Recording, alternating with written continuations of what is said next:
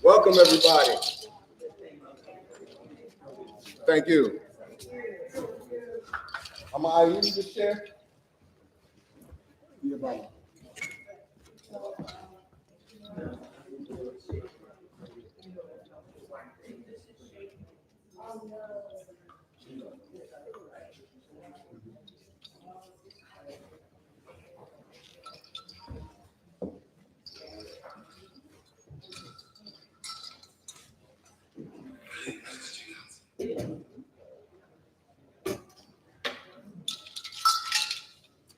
We want to give thanks and praise.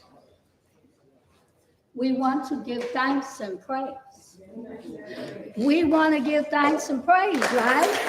Yeah. Right. Right. If we would not be here if it were not for that which is higher than ourselves. And so we want to give thanks and praise because this morning there are some folks who didn't come into this life, right? There's some folks who have gone and crossed over this very second. And for us to have life, it is a blessing. Isn't it a blessing to have life? Right. And no matter what you're going through, isn't it a blessing to have life? Yes. Smile. And so we're grateful this moment. We're thankful this moment. We are feeling blessed. We are feeling so grateful to be right here. Because we could be anywhere else. But we chose to be here. Here in this space. Here at this moment with our Sister Queen Afua. Here in this space to be with me, Sister Ayo Handy Kendi, Brother Rafu, Dr. Kokai, the couple who will give us an understanding about communication, our merchants, all of the ancestors who are part of the Thurgood Marshall Heritage Center. We chose to be here, right? And so I've been asked to bless this space with a ritual, and the ritual is called libations. And I've learned never to assume that everybody knows what a libations is. Is anyone here who does not know what libations is? Okay, good. Okay, so if you know, you can just maybe learn a little bit more. It's going to be quick. It's interesting, the spiritual part of all of our rituals, the most important part to me is usually the part that when I ask how much time do I have to pour libations, I'm told 10 minutes, 5 minutes. Some people say 3 minutes. And I'm saying, wow, the most important thing that we can do is acknowledge the Creator. But we do what we can with even the 3 minutes. Because this is an intentional, universal prayer.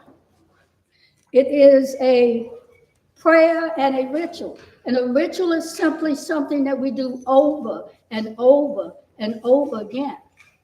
And we do rituals with spiritual intent. And so this is a spiritual ritual that comes from very serious times, beyond time, ancient times, all the way back. Brother Jehudi, do you know exactly? This is pre-commitment libations. This is pre-Nubian history. It's unrecorded. But I've heard people give some concept as to when the first people of African descent started pouring libations.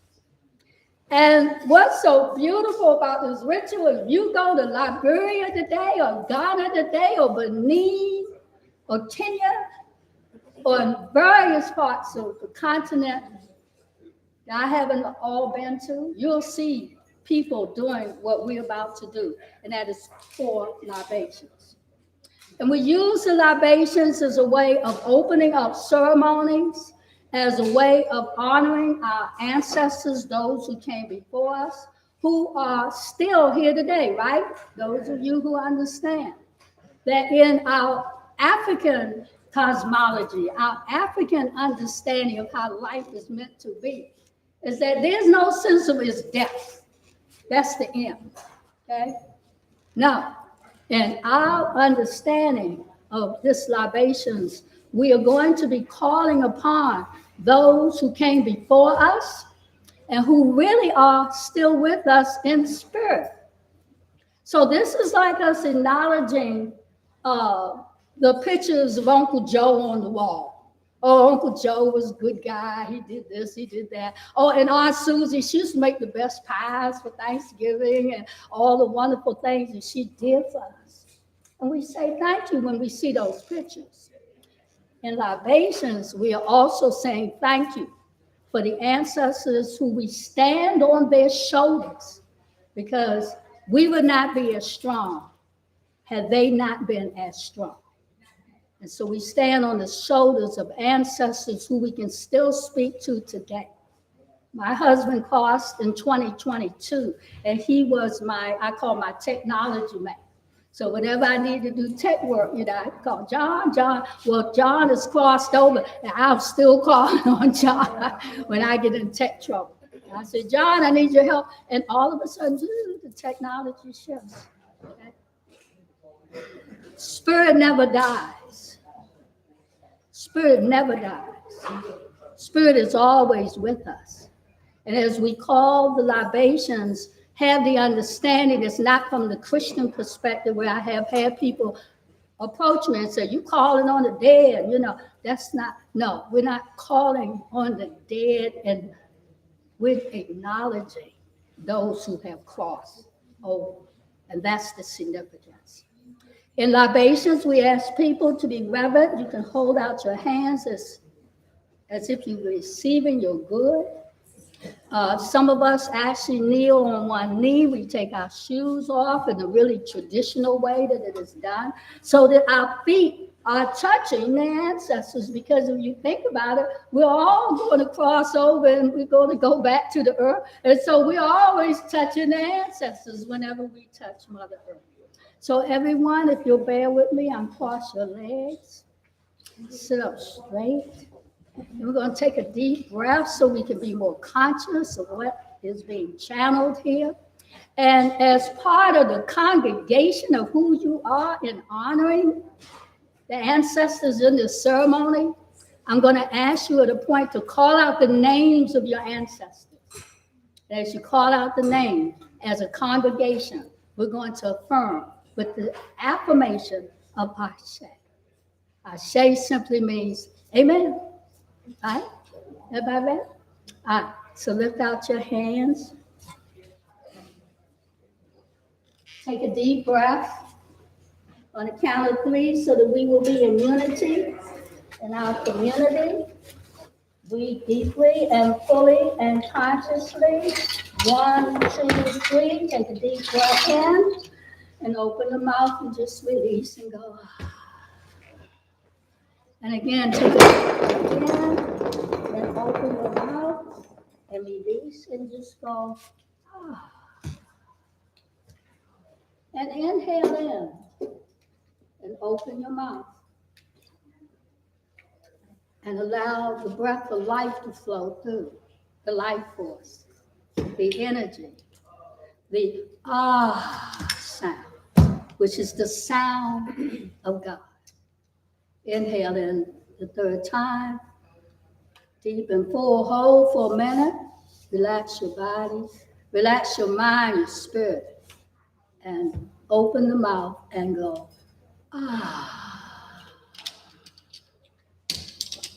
Stay with eyes closed.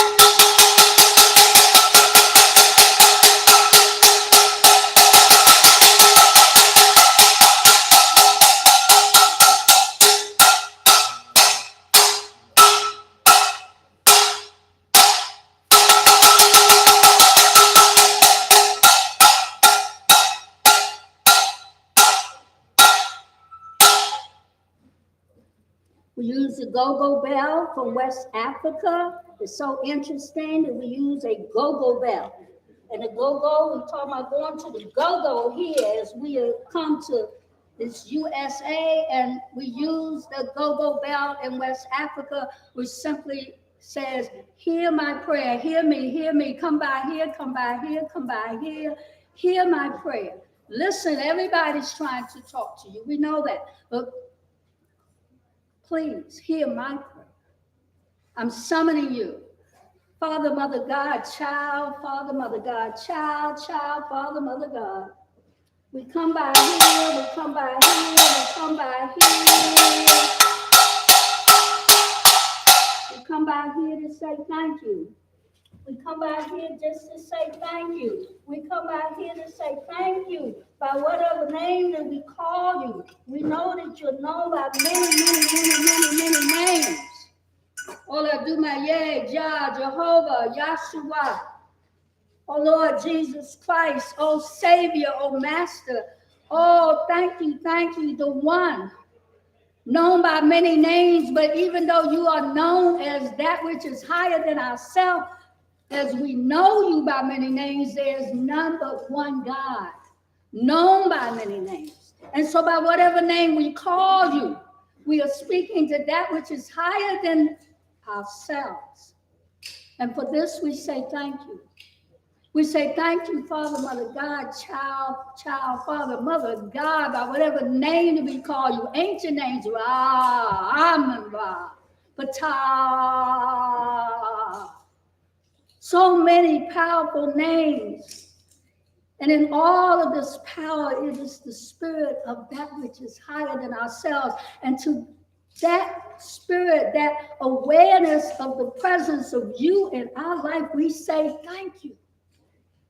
Because we don't have to be here. And you've allowed us to be here another day, another moment, a minute. And for this, we say thank you. And we say thank you for all of the universal blessings that you have given us. You've given us beautiful clothes to wear. You've given us perfect food to eat. You've given us homes and housing, because today there are people who don't have any of that. And no matter how humble what you have and how much you may want to have more, give thanks. Be in gratitude. Be in gratitude, because with more we're in gratitude, we get more blessings. So give thanks, give thanks, give thanks. Give thanks for the organizers of this event. Give thanks for Sister Queen of Four, who's come a long way to bless us with her wisdom.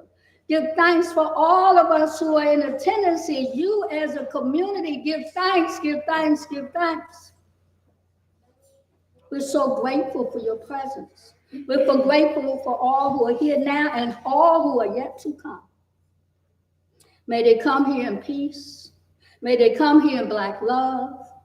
May they come here and be ready to be open to receive our good and to share our good and to be of good in the presence of this magnificent healing. This space this filled with ancestors. We thank you for their presence. And again, we wouldn't be here if it were not the presence of your ancestors. And so we want to thank them now. We want to thank them for all that they've done for us, all that they continue to do for us, all that they have given us, all that they are waiting for you to call on them so they can give you more as you acknowledge them. And so as you feel them, call out only the names as you acknowledge the names of those who were of good and who are of good still present. Don't call out the people that was challenging and were challenged, not just to you in this life, but a challenge in their life and in their communities. Call out those who you want to still help you and guide you and be present with you as you walk. And as you call out the names, we're going to use water here in our libations bowl to refresh their spirit. We have the energy of the Marshall Building here, and we're going to call out the names. And as we call out the names, we have earth that's right here rooted and grounded, the ancestors who are right here and rooted and grounded. at the Marshall Building. Let us call out their names loud and proud. And as we call out their names, we continue to ring the bell so that the Creator will hear their names and know that we are speaking in their presence. You may call out their names now. Ashe, Ashe,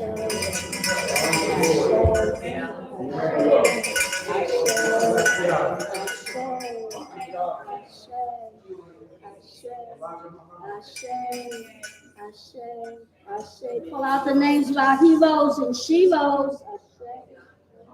Ashe. Call out the names of our personal ancestors. Ashe. Ashe. Ashe.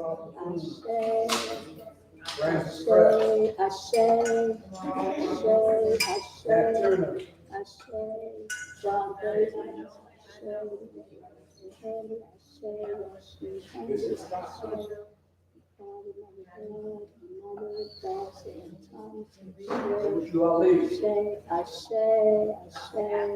Ashe, Marcus Garvey, Malcolm X, Ashe, and for all of those who are named and unnamed, we say Ashe, Ashe, Ashe, oh, Ashe, oh, Ashe, oh.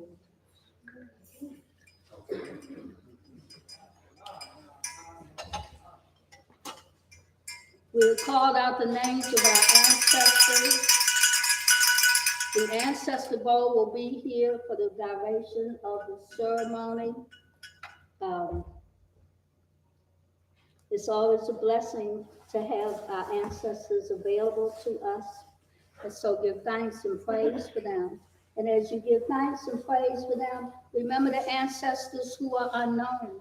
Remember the ancestors who have been of groups, our Native American folks, our European ancestors of goodwill, our ancestors who have come and have been here for us since antiquity, and our ancestors who today, young people in our streets who sometimes are taken out of here, and they have been doing the best they can, and they are our ancestors too.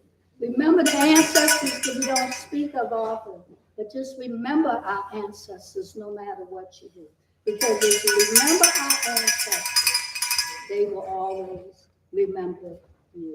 As we send their energy to the north and to the south and to the east and to the west, may our ancestors always guide us. May we use them often. May we call out and speak their name, and always speak their name with reverence and give thanks and praise for the wonderful work that they bring to us and provide for us. Remember that the next time you throw some trash on your street, and remember, you are defiling your ancestors, because we all go back to Mother Earth.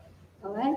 Ashe, Amen, Aho, Aho, Aho, Aho, hallelujah, hallelujah, hallelujah.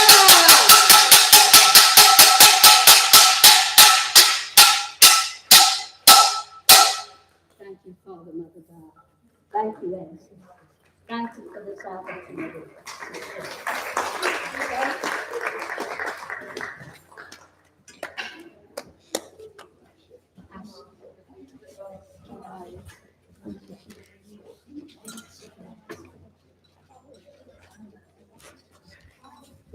Good afternoon, sisters, brothers, those who have come for the healing, those who have come for the feeling, those who have come for the power, from those who are here to share with us their energies, their intelligences, their lines, what they have developed to bring us to a better place.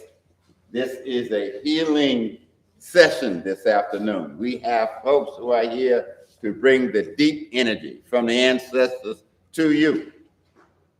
We're going to take a moment to hear the voices of some beautiful young ladies from Howard University, the Power Girls, are going to come forward and give us a few tunes, and then we will get right back into the balance of the program as we're bringing our healers and folks forward in order to share their energies with you. So ladies, if you would come and do us the honor of sharing the beautiful sounds of your voices with our audience, please.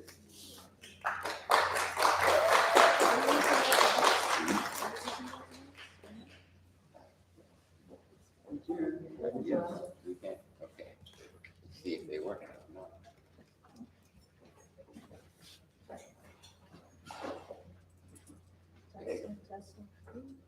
You're not. It's gonna be acapella. Yeah. Okay.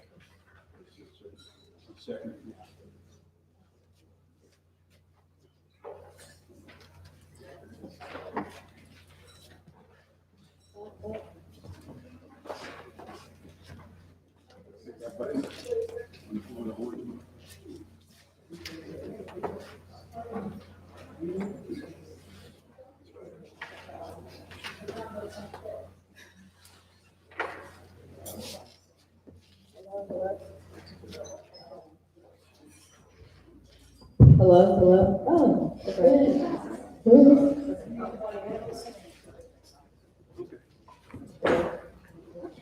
Hi, everyone. I'm Nina Tavares. I'm Cindy Young, and welcome all. We're happy to be here, and we're just gonna do two different jazz songs that we prepared for you all. So, a cappella. Yeah. We're gonna do it a cappella, but okay, I'll just. Okay. All right, so today I'm going to be singing Misty. I'm doing Ella Fitzgerald's version. And let's talk about this one.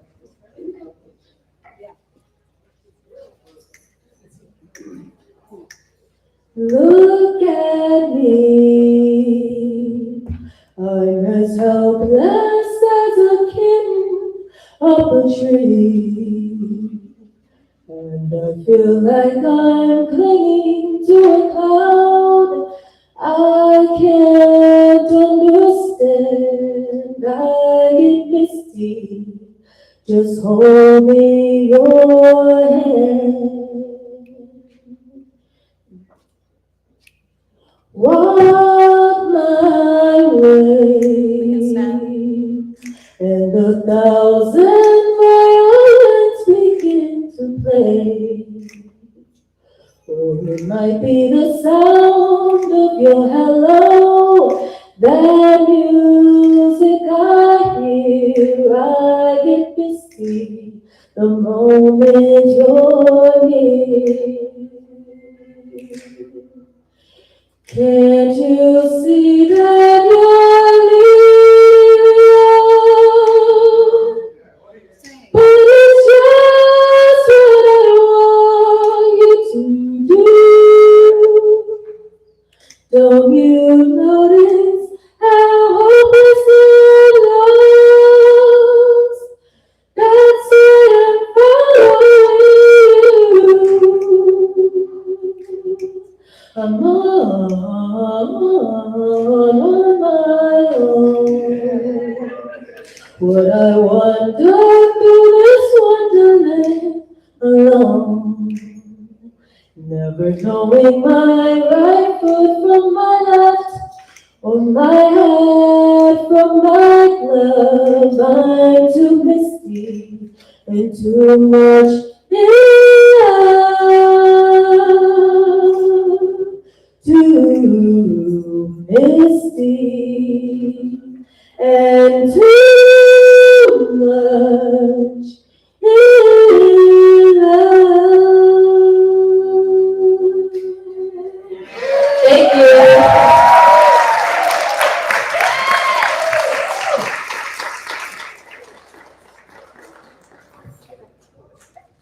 Okay, I'm also singing a jazz song. It's going to be What a Wonderful World. Okay. I see trees of green, clouds and white, the bright blessed day, and the dark sacred night, and I think to myself, what a wonderful world. I hear babies cry, I watch them grow. They'll learn much more than I ever know. And I think to myself, what a wonderful world. The colors of the rainbow, so pretty in the sky, are also on the faces of people going mad. I see friends shaking hands, saying, how do you do? They're saying, I love you. I hear babies cry, I watch them grow. They learn much more than I ever know. And I think to myself, what a wonderful world. Thank you.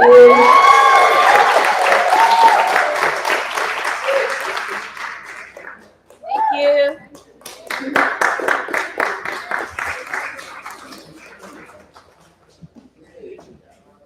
Beautiful, beautiful. And I say to myself, what a wonderful world. Actually, I'm reading a book.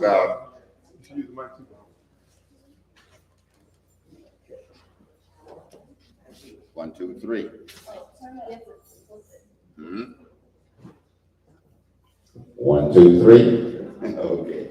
Yeah, I was reading a book earlier today, and in the book it was talking about the first conference of free independent African nations held on the continent after Nkrumah got Ghana free. And one of the visitors to, I think at the time it was the Congo, was Louis Armstrong. And one of the songs that he sang, that was one of the songs that he sang. It came back and became a great hit. So just to know there's a continuity we are, as African people, as we are celebrating, as we are healing, as we are listening to those who come to share their information about our bodies, about the earth sciences and how we can become better people, that there's a continuity that goes back to the African freedom movement from the 1960s up through today. Now, I have a couple of announcements to read here. One, Sister Eunice from Adasi is going to explain for us the display, the altar. Please. Do you need the microphone? Thank you, Pablo. We love you. You're such a great host. Greetings, everyone. How are you doing? Oh, we got you headed in that. Here, Mama. How are you doing? Well, okay. Excellent. So look, I'm just going to take a few minutes to talk a little bit about the altar. My name is Sister Eureka Huggins. I'm one of the founders or co-founders of ADASI. ADASI is the acronym for the African Diaspora Ancestral Commemoration Institute. And ADASI is a nonprofit education, cultural, and spiritual organization based in DC, 32 years old, and we're dedicated to institutionalizing the remembrance of our African ancestors who perished in the Middle Passage, as well as those who survived the Ma'afa. And we do so in a very progressive way through programs and activities that feature scholars, artists, activists, faith leaders, and many others, including Dr. John Henry Clark, who is our senior advisor to the transition.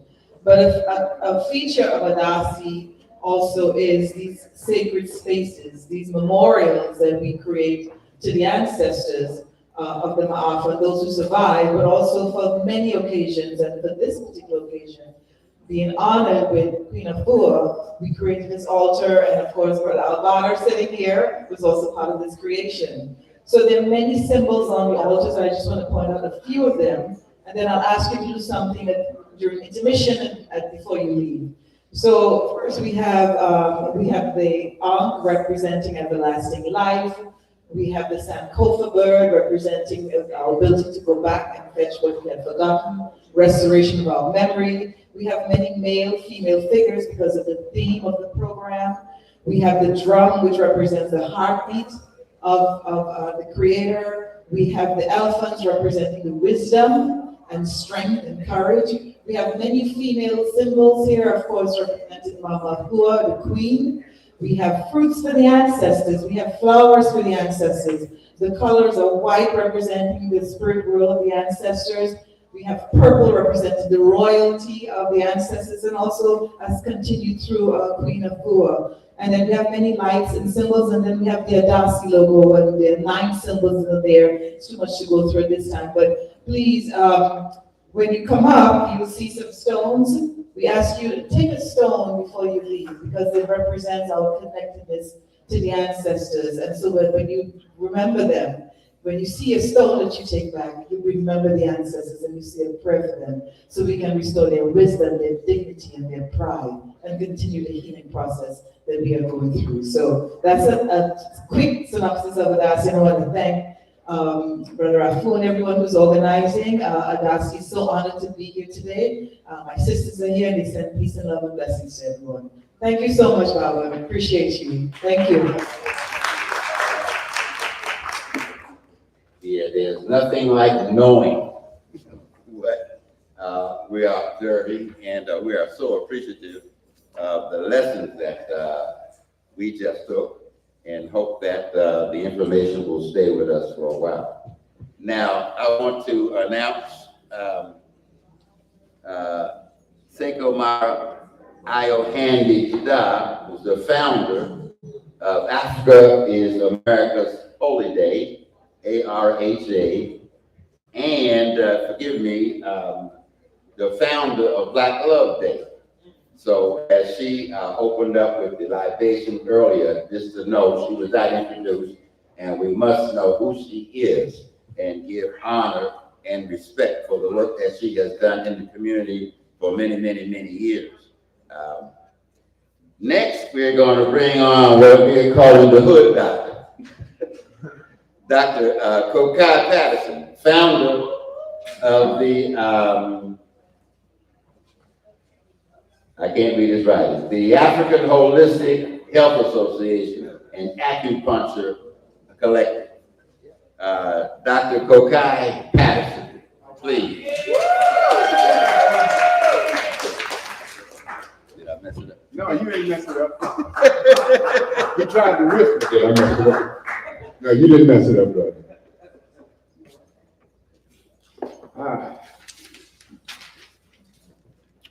My sister came up early and opened up and said, you know, peace and blessings to everyone. I want to do the same thing, but you all have to help me, you know, so give me a response back. First thing I'm gonna say is, free the land. I guess you'll say, what is he talking about? The next thing I'm gonna say is, all power to the people. All power to the people. The last thing I'm gonna say is, BLA all the way. Okay, when we say free the land, there's a group called Republic of New Africa, and a lot of people are familiar with that. You know, Mutulu Shakur is who taught me acupuncture. Okay, and he's a citizen of the Republic of New Africa. They think that the Black Panther Party and the Young Lords Party started the acupuncture program up in New York. No, Mutulu Shakur, Republic of New Africa, and the Black Panthers, and the Young Lords Party, and the Black Liberation Army, and many other groups also. The other thing I mentioned was all power to the people, the Black Panther Party. So it's a 10-point program and platform that they use, and one of those things dealt with health. We know that we just lost our sister, Asada Shakur, yeah? All right, moment of silence for Asada.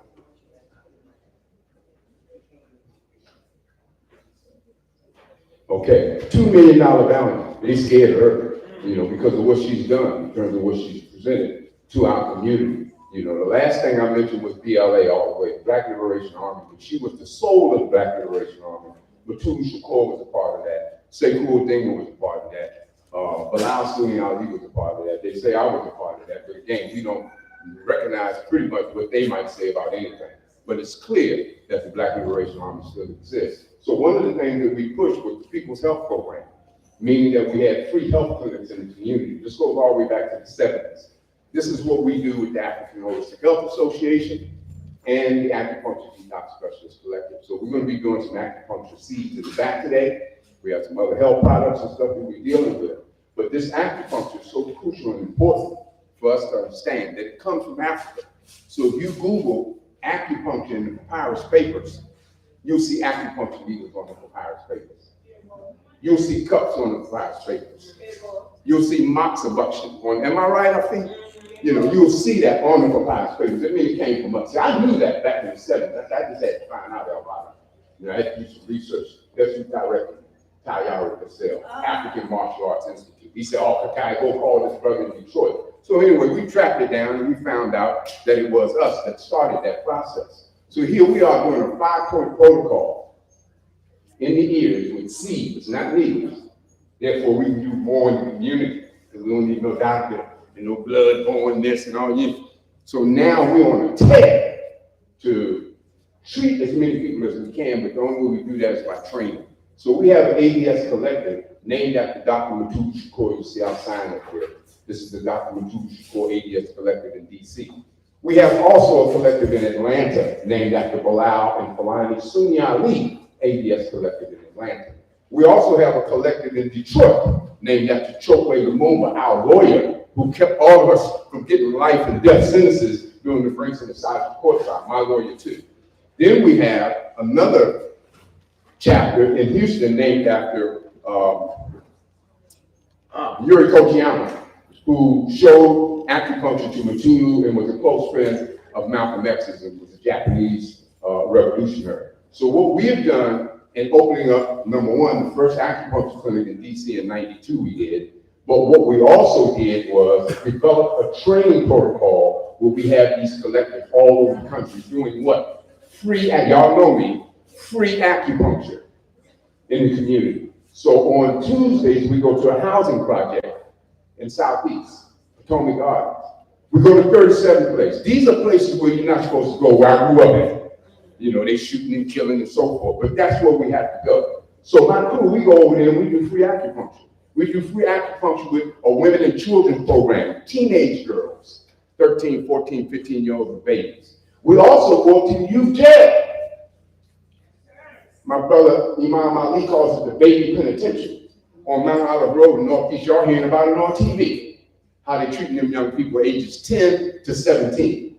Been going in there for 4 years. And we go upstairs and we talk to the little youngins that's killing people. We talk to the ones that's running around stealing cars. They just like I was when I grew up in Southeast, stealing cars, robbing people. You know, these are the things that I did from age 13, I was doing this. So this is what we're dealing with in our community. So all of you all in here have to get into the hood. They don't call me the hood doctor for nothing. I can open up clinics and make money, but if you're not taking care of the people, you know, Jehudi said it up here. If you're not taking care of the people, you know, then you're not holistic. What do you think, Doc? You're an acupuncturist, been a vegetarian since I was 18. I'm 73 now.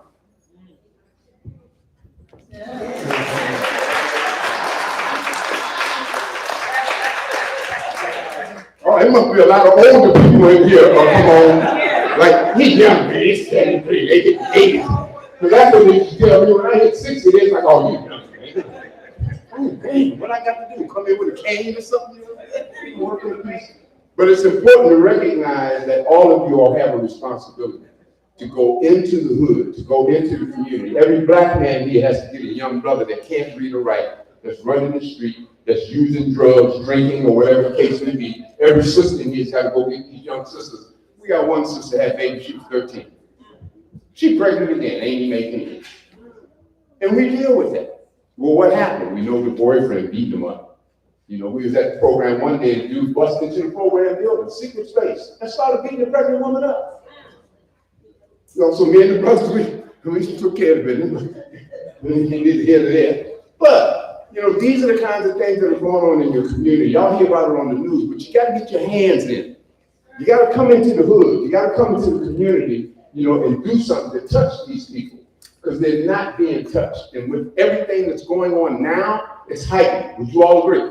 Yeah. Okay. Last thing I want to talk about.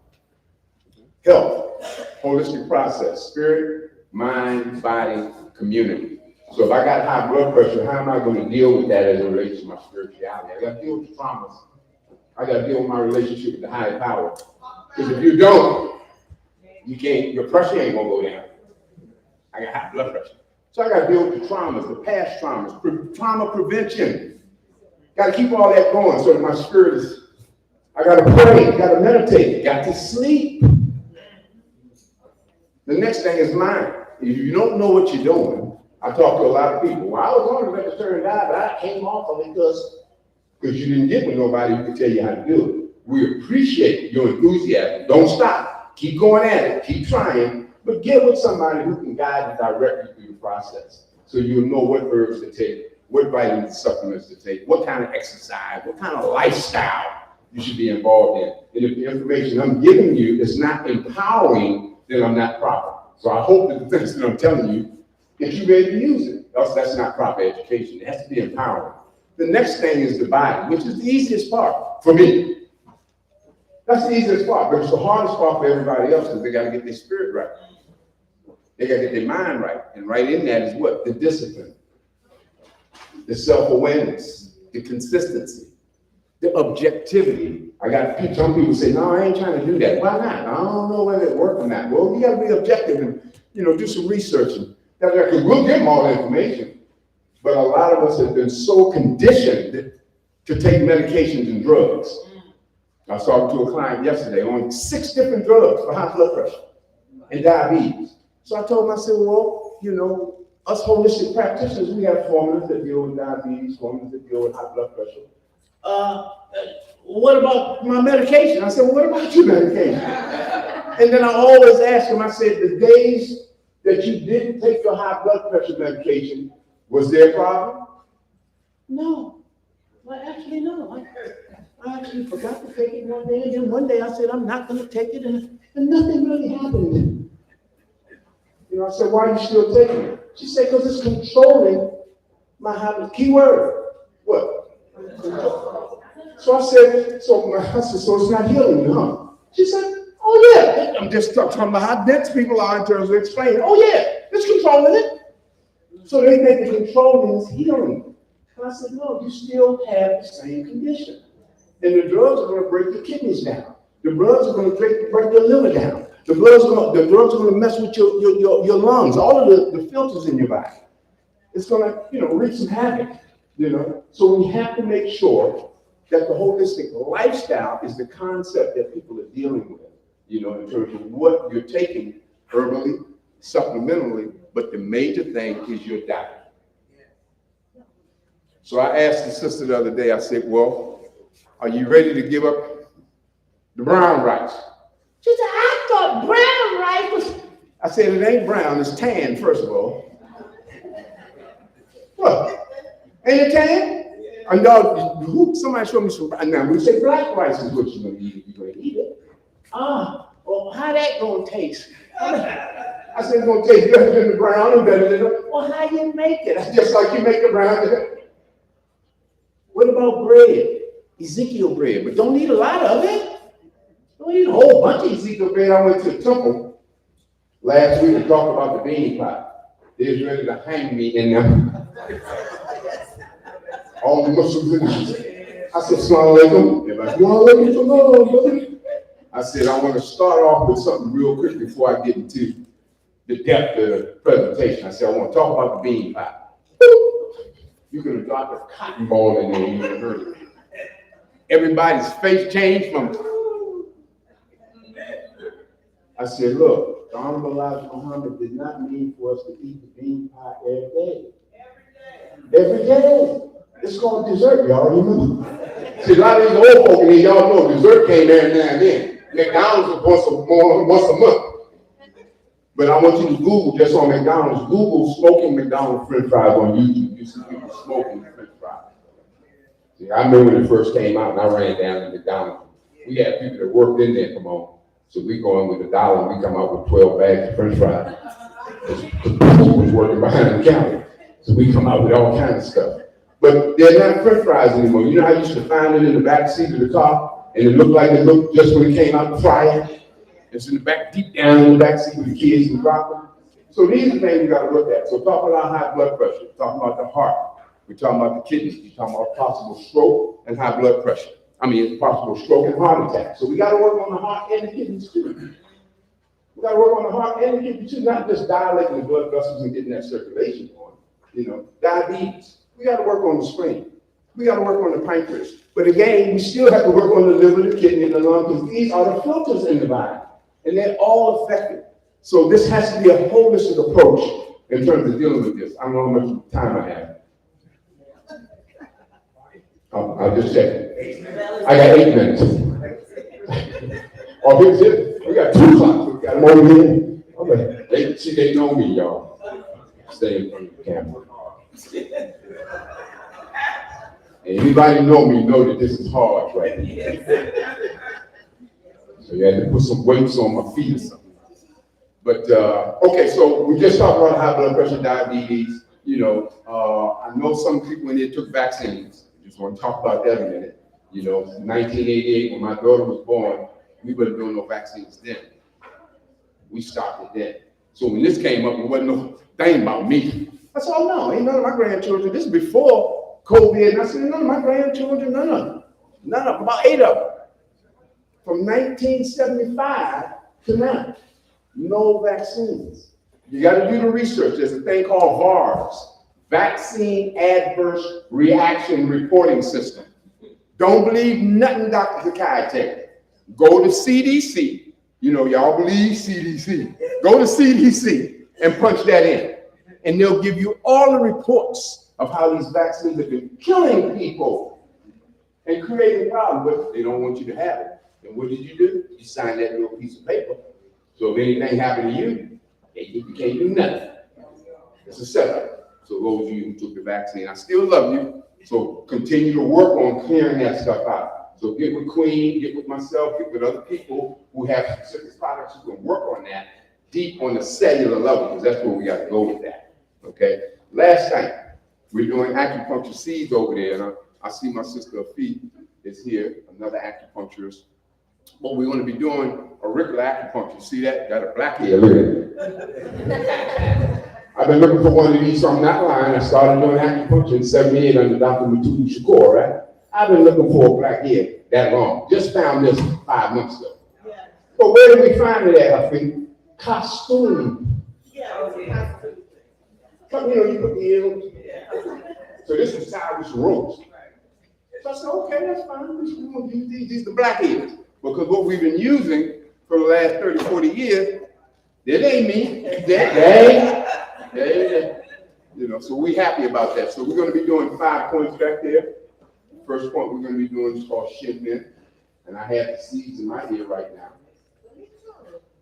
You got seeds in your ear too? See, we ain't playing. We setting the example. We setting the example apart. All right, so we have the seed in here for the Shin, which deals with spirit gate is what that means. So we work on anxiety, sleep, depression, you know, all of these kinds of things, you know, that you can get the result by putting the seed in the ear. The next one we deal with is kidney. Kidney deals with the emotional fear, but the whole urogenital system we're able to work with. That's the basis and the foundation of our chi, also the kidneys back there. You know, the next point that we do is a liver point. The liver deals with the emotional anger. So I said fear, anger, black folk, brown people. That's what we're dealing with on a regular basis. Unless somebody, I know this dude right here say, my name, come on, Freeman, angry black man. In third. Right? So we're going to put some seeds in his ear today. You know, so we're going to do that with the liver. And then the lung point, which deals with grief, respiratory issues, etc. You know, now, black folk, post-traumatic stress slave syndrome, anger, fear, anxiety, depression, grief, sadness, separation anxiety. You know, they've taken us from our babies back during slavery. They still do it today. So, sister on the line today, somebody help me. They done took my 2 children online. I sent it to Kamon and a couple other people, you know, but they're doing this ongoing. Last year, we demonstrated up at a facility where they take children and take them to Europe. And we got there just in time before 2 white women was able to take one of our sister's children out and the baby still here. But we were out there demonstrating with signs and everything in the snow last year to prevent those things from happening. So these are the things that y'all got to be aware of. So with this 5-point protocol, come on back. get some stress release, get some stress reduction. Support our program with any donation that you make allows us to go into the community continually and do free acupuncture as we do 4 times a week in 4 different places in DC. We also do it in Atlanta. We also do it in Detroit. These are all my students that are part of the ADS Collective, and it's a national group, and we're going to community free acupuncture. So thank you all so much. Any questions that you all have about any of your health concerns or whatever, like I say, me and Queen and all of us are here. And thank you all for allowing me to speak. Peace and blessings.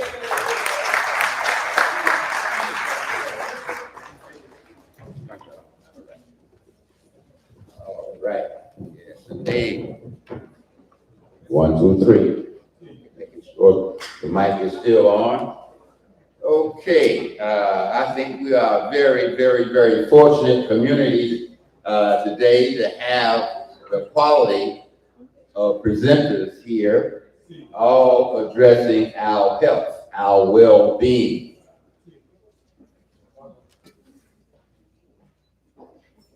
Okay, give me another song. Okay. All right, so before we go further, we have one more presentation from the. All right, I'm getting 2 messages. Go ahead. Okay. All right. So we're not going to have another musical selection. Instead, I'm going to call back to the podium Sister Io Handy Kinder, founder of Africans in American Holiday and the founder of Black Love Day, February 13th. If you all are here in the Washington, D.C. area, you listen to WPFW and the other progressive radio stations, I'm sure you have heard Sister Io, as she's been in the community for quite a while, and she still has some additional information she's now going to share with you about your health. So if you would please assist me in bringing Sister Io back to the podium, please.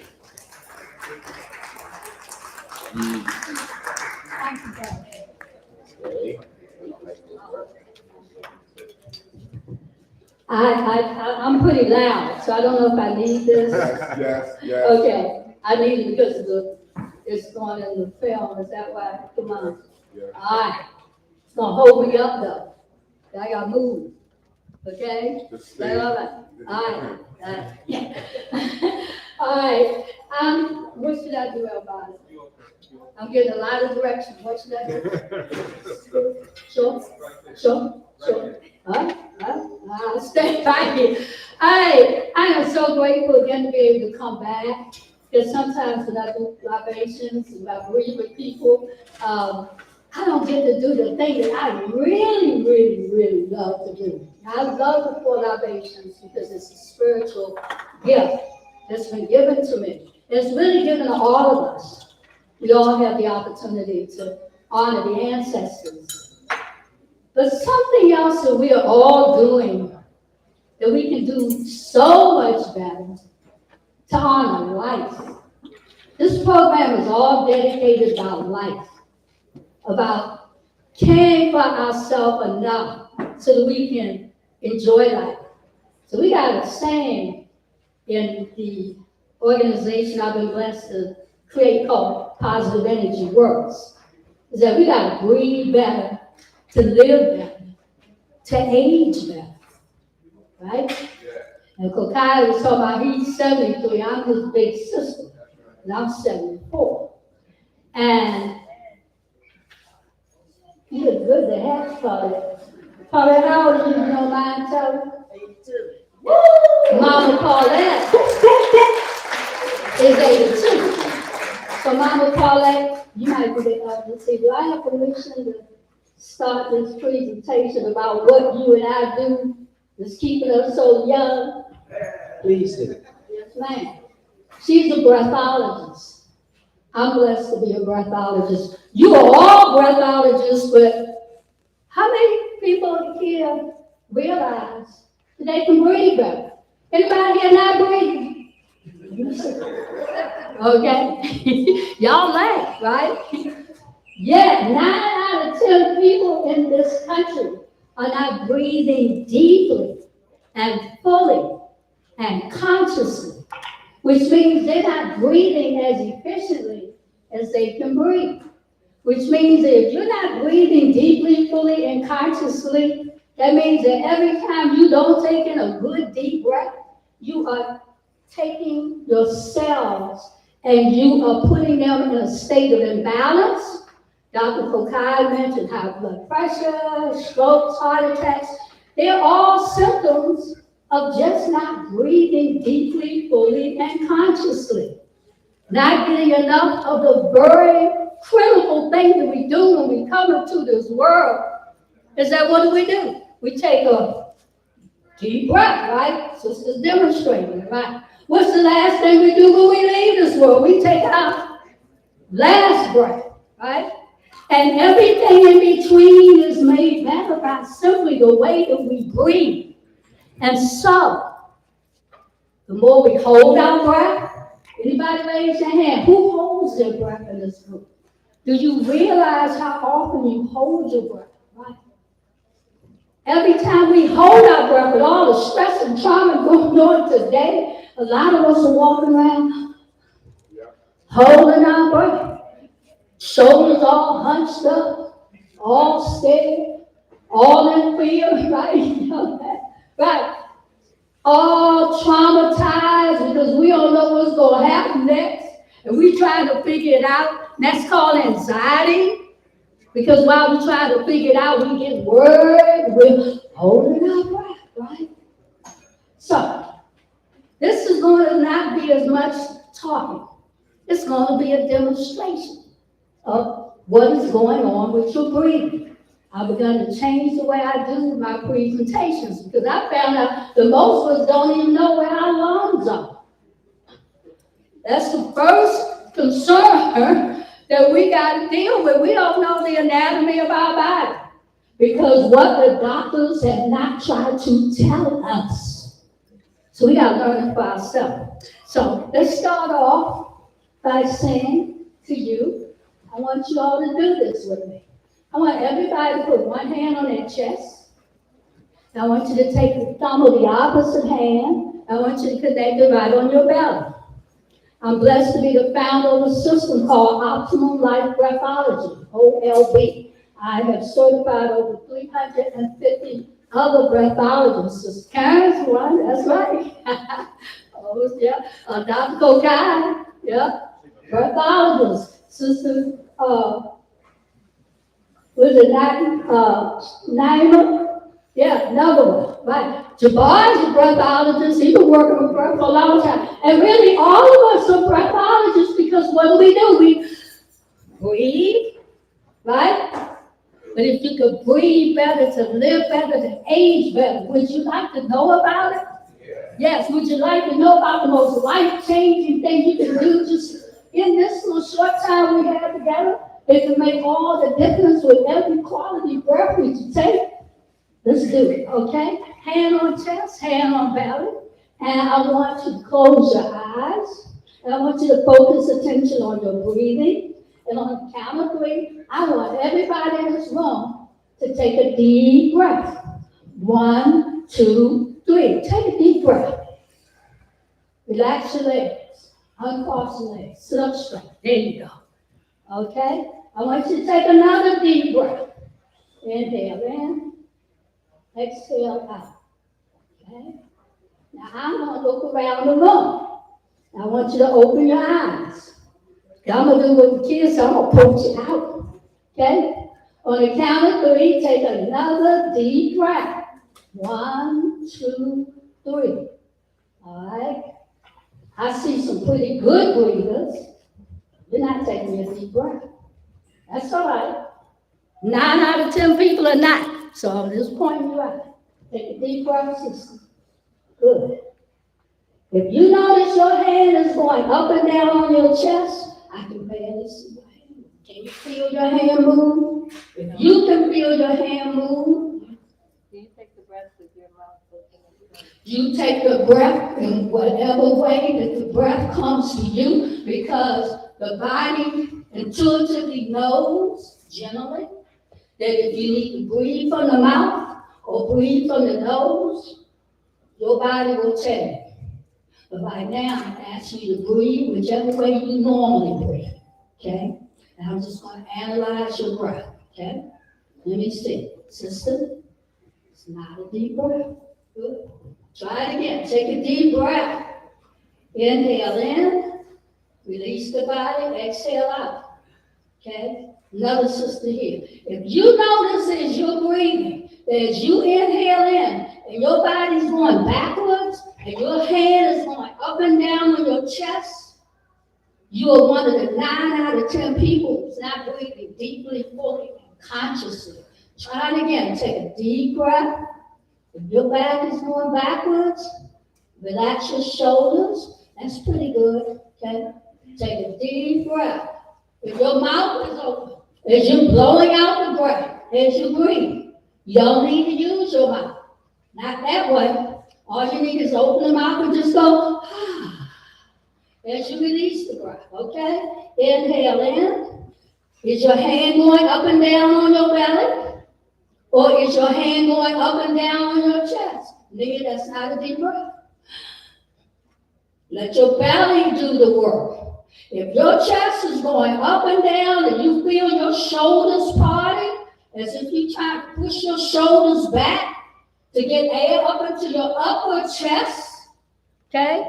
Everybody touch your upper chest. I want you to notice how small it is, right under the clavicle bone, right? Where's the clavicle bone? This is this bone that goes right across here. It holds our rib cage on our body, right? Right underneath of the rib cage is the smaller portion of your lungs. Most of us are breathing here. I call this chest sit-ups, right?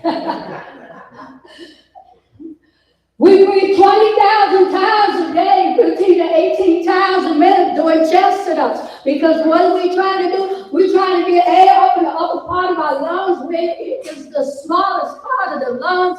And guess what? Touch the upper part of your lungs. Hit it. Touch it. There's a skeletal wall in front of it, right? Underneath that skeletal wall, your rib cage is your smallest, most portion of your lungs, and it is no way for the lungs to expand. Touch your belly again. Let's see the difference. Breathe into the hand on your belly. Inhale in. Push your belly gently out. You have good form, but you're doing also. Breathe again. Right. She's doing pretty good. So far, she's the closest one to a deep breath I've seen, but you don't have to move this part of your body, okay? Our doctors let us do this. You ever had a little person, little child, take to the doctor for the first time, and the doctor says, take a deep breath. What does that little baby do? Okay? He's trying to impress the doctor. That's all he knows what a deep breath is, right? But brothers and sisters, put my hand on your chest again. Take the other hand where the thumb is. Place it flat on your belly. We're going to show you what a deep breath really is. Inhale into the hand on your belly. Let your belly come out. Exhale out. The belly goes in. Just the opposite of what most of us do. I know it's hard to fathom, isn't it? Right? Because we've been doing just the opposite. That's right. Inhale in. Your belly comes out, not your chest, brother. Inhale in. Let your belly come gently out. Exhale out. Let the belly go in. Inhale in. Gently let the belly come out. Relax your chest. Tell your chest, I don't need you right now. Okay? Because if you're doing high chest breathing, your chest will come out because it has to. You got to get a lot of airflow to get the upper lungs to expand. But if you want a real deep breath, you want to breathe from the lower portion of your body. I'm gonna be back here helping people relearn how to breathe. We have helped millions of people relearn how to breathe. Before we end this, I want everybody to stand up. Just take 3 minutes.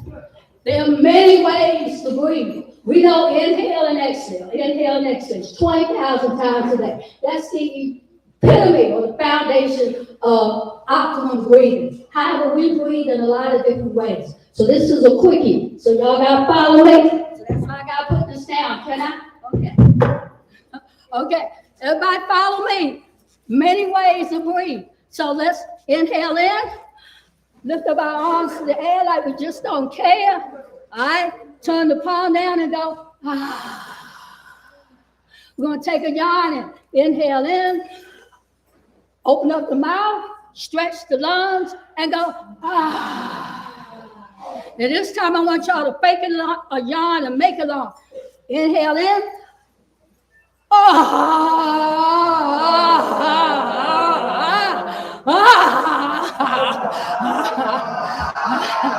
Release the yawn.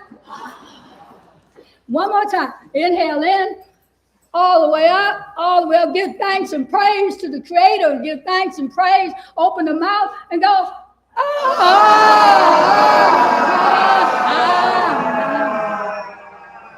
And release that yawn. The next time you're tired is not because you're tired, it's because you're under oxygenated. Ain't no oxygen getting down your lungs. Okay, so make the yawn, fake it off. The other way to breathe. Everybody, anybody ready? I know there's a lot of stress going on. So one of the ways to breathe deep and fully is simply open the mouth and just go, ah! So on the count of 3, let's scream. That's a way to breathe. 1, 2, 3. Yeah!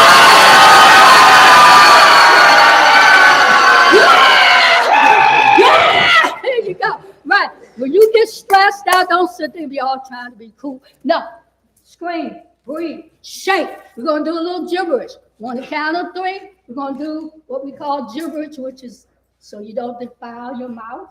Okay? You want to curse out my grandchildren sometimes.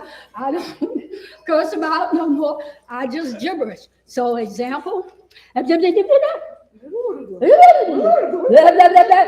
to a partner and gibberish them. Turn to a partner.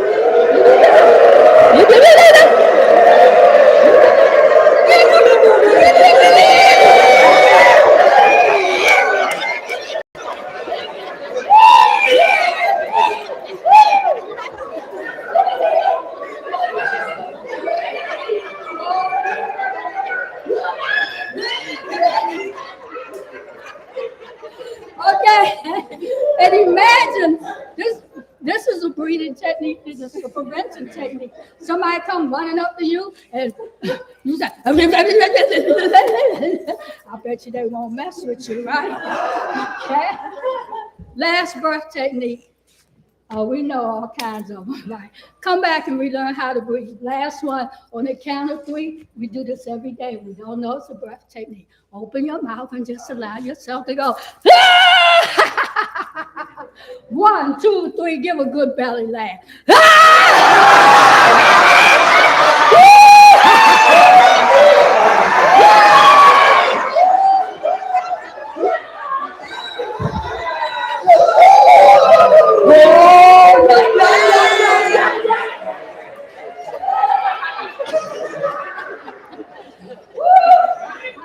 Give yourself a big hand.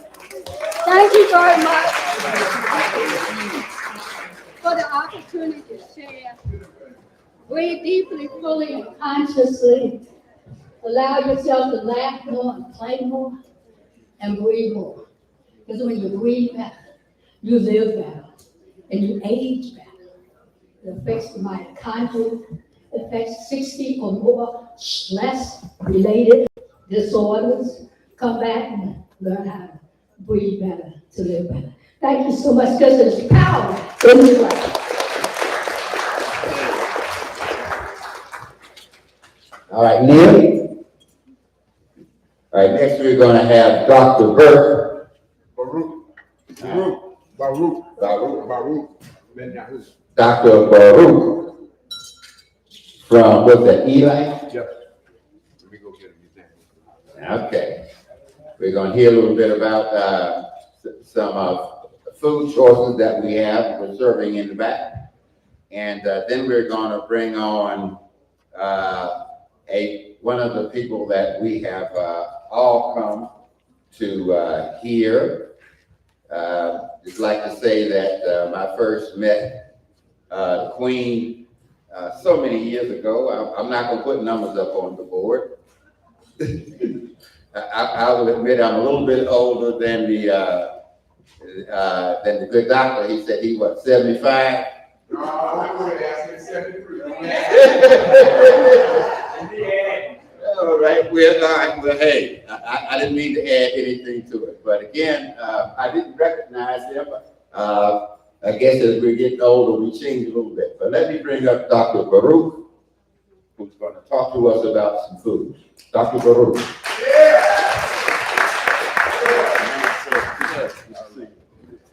Good evening, family. Good afternoon. I'm very thankful and honored to be here in the presence of all of you and all of those who have already spoken and those who will speak, especially our great sister. So I'm inspired. I'm thankful for the call, Brother Rafu and other brothers that have reached out to me to make sure I had food here. So we've got food here from E-Life Restaurant. We are a plant-based soul food restaurant that purposefully took healthy food and infused it with soul so that it would attract who? Us. So that we would give ourselves a better chance at living longer, having a better quality of life, looking better, feeling better, having more energy, and loving better. Y'all with that? Yeah. All right, great. So I'm doing the right thing.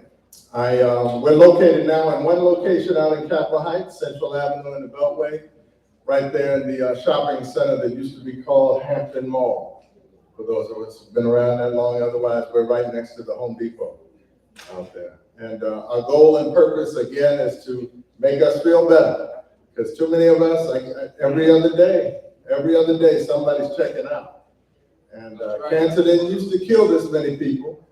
And Alzheimer's didn't exist. And dementia didn't exist back in the day. And all of a sudden, all these illnesses are taking us out. At some point, we have to, whether we want to or not, admit that something has gone wrong. And I would dare say that it's the food, and that's why I got into food back in 1995, because I saw the crime and the violence on the street, I saw the guns, I saw the drugs, but I saw the hospitals. And every time I went to an emergency room in the hospital, yeah, there was a couple of people that might have had those situations, but most of the people were there for high blood pressure, heart disease, and diabetes. And when you know anything about those illnesses, you know that many of those are chronic illnesses that are associated with chronic nutritional deficiency and chronic toxicity, of which we get a whole lot of in our community. Because some of us in here are still eating at Crackdonald's and Murder King and Taco Hell and Wind Disease and Chokers and Both Strangles and the International House of Pulmonary Heart Disease and Slop Eyes and Chick-fil-A. Chick-fil-A now has 2 lines. They got 2 lines, so you can take your Bentleys and your Lamborghinis and your Lexuses and Infinities. Y'all be in there with the nicest cars. It's the most amazing thing. Y'all in the Chick-fil-A line with the nicest of cars, poisoning your body and paying for it. Paying to poison your body, and then wondering why you at the doctor in 6 months and you got the big C. Because that's how it happens. You eat it. And you eat your way into poor health. So, we're encouraging you all, especially during this season of the furlough. I want you all to understand something about business. I want you to understand something about the purge, right? So this is the purge that is taking place. First, we got hit with the tariffs. So all of my expenses went up. Every one of my expenses went up. There's not one that didn't. The businesses took advantage of us to take the prices up. Everything that we get, food and supplies, everything went up. And then come along the furlough. We weren't expecting a furlough. I said, well, at least let's get more customers in here so that we can make it through this tariff thing. And then they hit us with the furlough. The furlough reduced our customers and it reduced this expense or the amount of money that you all were spending when you came in. So we as a business, as many of the other Black businesses, we're being squeezed out. The only way that we're going to survive this is by us supporting us. So when you make the decision to go to one of those places that I listed earlier that's providing us poison at your expense, that when you make that decision, you're making also another decision. You're letting businesses like mine and those that are here in the room, you're letting us know you don't want us here. And that's, you would think that I'm standing up and I'm representing a very successful business here. It looks that way. But this is the worst. I've been in business 30 years. 30 years. This is my 30th year, and I have never had a year like this year. Ever. And there's no better time now to, again, come together as a community. I think the revolution, they said it wouldn't be televised. I think the reason why is because it's going to be the unification of us, the love of us. We're going to have to put some stuff aside, and we're going to have to figure out how to love each other more and put, and put some of these negative things out of our lives and see ourselves as support. I remember when I was a young child, and there were heroin addicts in Southeast Washington, D.C. And when I would see, I don't know who's in this room, but when I would see a white dude walking down the street, I would gravitate over toward the heroin addict. I would walk up to the heroin addict because I knew he meant better for me than possibly this other guy. But whenever I was out on the street, Minnesota Avenue, y'all familiar, Minnesota Avenue, Anacostia area, that I would always gravitate towards my people. And that's the kind of love that we have to have. I have to look at you and know that you got my back. And it's gonna take a lot, because they done beat us down and changed the whole thing up now. But we have to do it. And I just was listening to a report the other day that said that the furloughs affected 80,000 Black women in the DC metropolitan area. That's the other purge. So they're doing the business purge, now they're gonna do the people purge. And that people purge is gonna represent, cars being repossessed and houses being, repossessed and foreclosed going and all the rest of that. And you're gonna find people are gonna become desperate and start doing things that we didn't used to do or we wouldn't ordinarily do. And that's because we don't have one another. And my prayer and my plea to you is don't wait till 11:59 and call me up and ask for help. Give me some time to put something together, Let me, you want some food, give me some time to put some food. You want a job, give me some time to get something in place so that I can hire you. But don't wait till 11:59 when it's, all you got is 1 more minute left and it's over. Don't do that. And for those of us who still are standing, let's be that voice in the community. Let's make sure that the people know, don't wait till the last minute. We have to reach out to one another before then. And it's okay. We don't have to put aside all of our pride and all of our shame and all the rest of that. We just got to say, look, I need some help. I need some help. And as a business owner, I say to you, I need some help. I need some, because I don't want to go down that road. The embarrassment of having to close is worse than the embarrassment of me kneeling to you and saying, please help me, so that we don't close. And y'all have seen a lot of them close over the course of the last 4 or 5 years. There are not many Black-owned, plant-based restaurants in the DC area like they were before. They're closing down, and it's on purpose. And there are not any restaurants that I know of where the owner can stand before you and say, my goal and objective in opening up this restaurant was to do those things that I said earlier. I want you to live longer. I want you to have a better quality of life. I want you to look better, feel better, have more energy, and I want you to love better. Right. Thank you.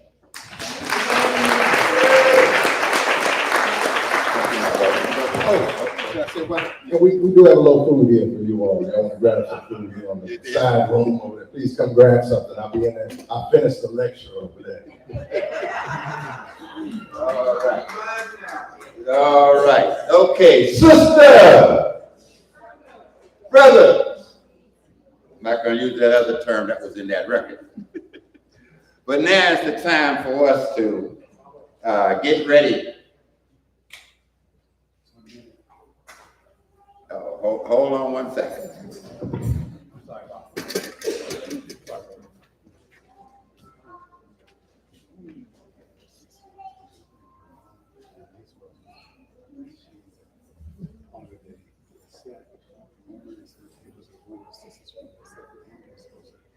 Okay.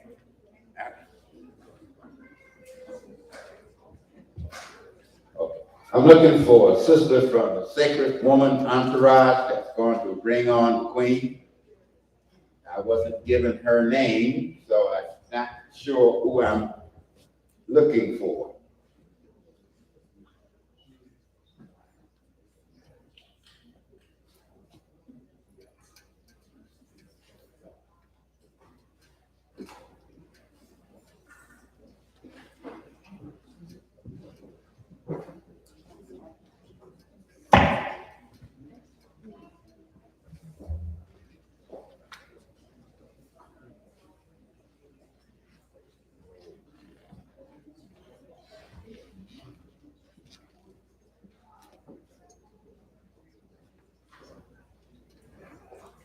You know, as I was saying earlier, though, when the Queen was just a very, very, very young woman, almost a teenager, when I first met her, but here she's a very successful businesswoman, and without further delay.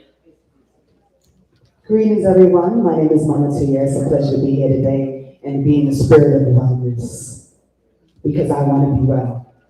And I pray that all that's been spoken here, all that Queen will bring forward, will bring that wellness to you as well. So it's an honor and a pleasure to be able to introduce the illustrious. She's been in this field forever. As you can see, she's forever young because she's been doing this work very early, being ministered to by spirit at the age of 18 to cure herself of asthma. And since then, she's been on this work and this journey to heal all of us. And a part of that is teaching you how to heal thyself. So she's done the program, Sacred Woman. I am a sacred woman, and shout out to all the sacred women in the building, because she has taught me as a woman how to heal myself and how important that is. And in healing myself, I can heal my family and I can also heal my community. So without further ado, we would like to present to you the illustrious, the queen of all queens, the one who has made healing come from her hand.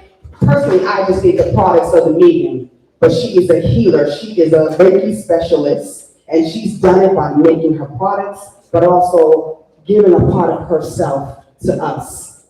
No other than Queen Afua.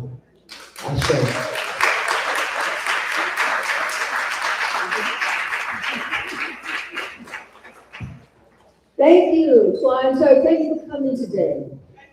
I've been trying to get back to DC the last 30 years. And it's real, because my children graduate from Howard University, they're adults now. And when they went to Howard, I said, I've got to keep them on the path, so I think I'm gonna open up a business here then. And I opened up a Sacred Women Center right next door. So thank you. I didn't come by myself. I came with two wonderful beings.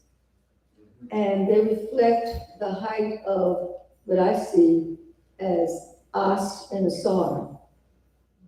But first I want to say thank you to all the healers. All the healers, please stand up. All the healers, please stand up. Let's give them up to all the healers. All the healers, please stand up.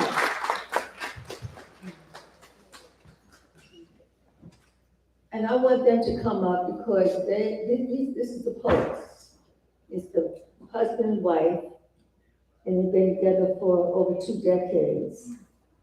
And they've taken the journey of Sacred Woman and Man Heal Thyself Wellness Warriors.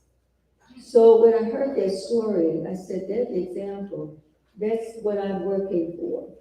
That's what I'm pushing, driving, meditating, that we can come together in our community, in our family. And then they brought their daughter in. The daughter is a part of it. Our teens, our sacred teens. So when I saw them on the screen on Zoom, I saw Ast and Asar, and I saw the principle of Peru. I saw the family. And healing is about healing the family. And if you heal the family, then you heal the community. So without further ado, I want them to share with you their journey and then the birthing of the book. They came out of their journey. So let's clap it up for all of the Poe family. And then we'll ask the same.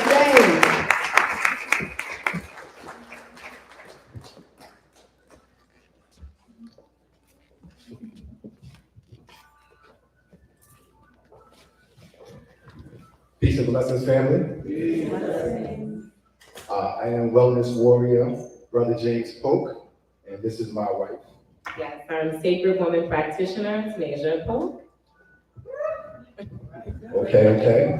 So really quick, when I say peace and blessings, family, I truly mean family. Because we don't know you, but we know you, right? So in this physical world, we don't know you, but spiritually, we're all connected and we're family.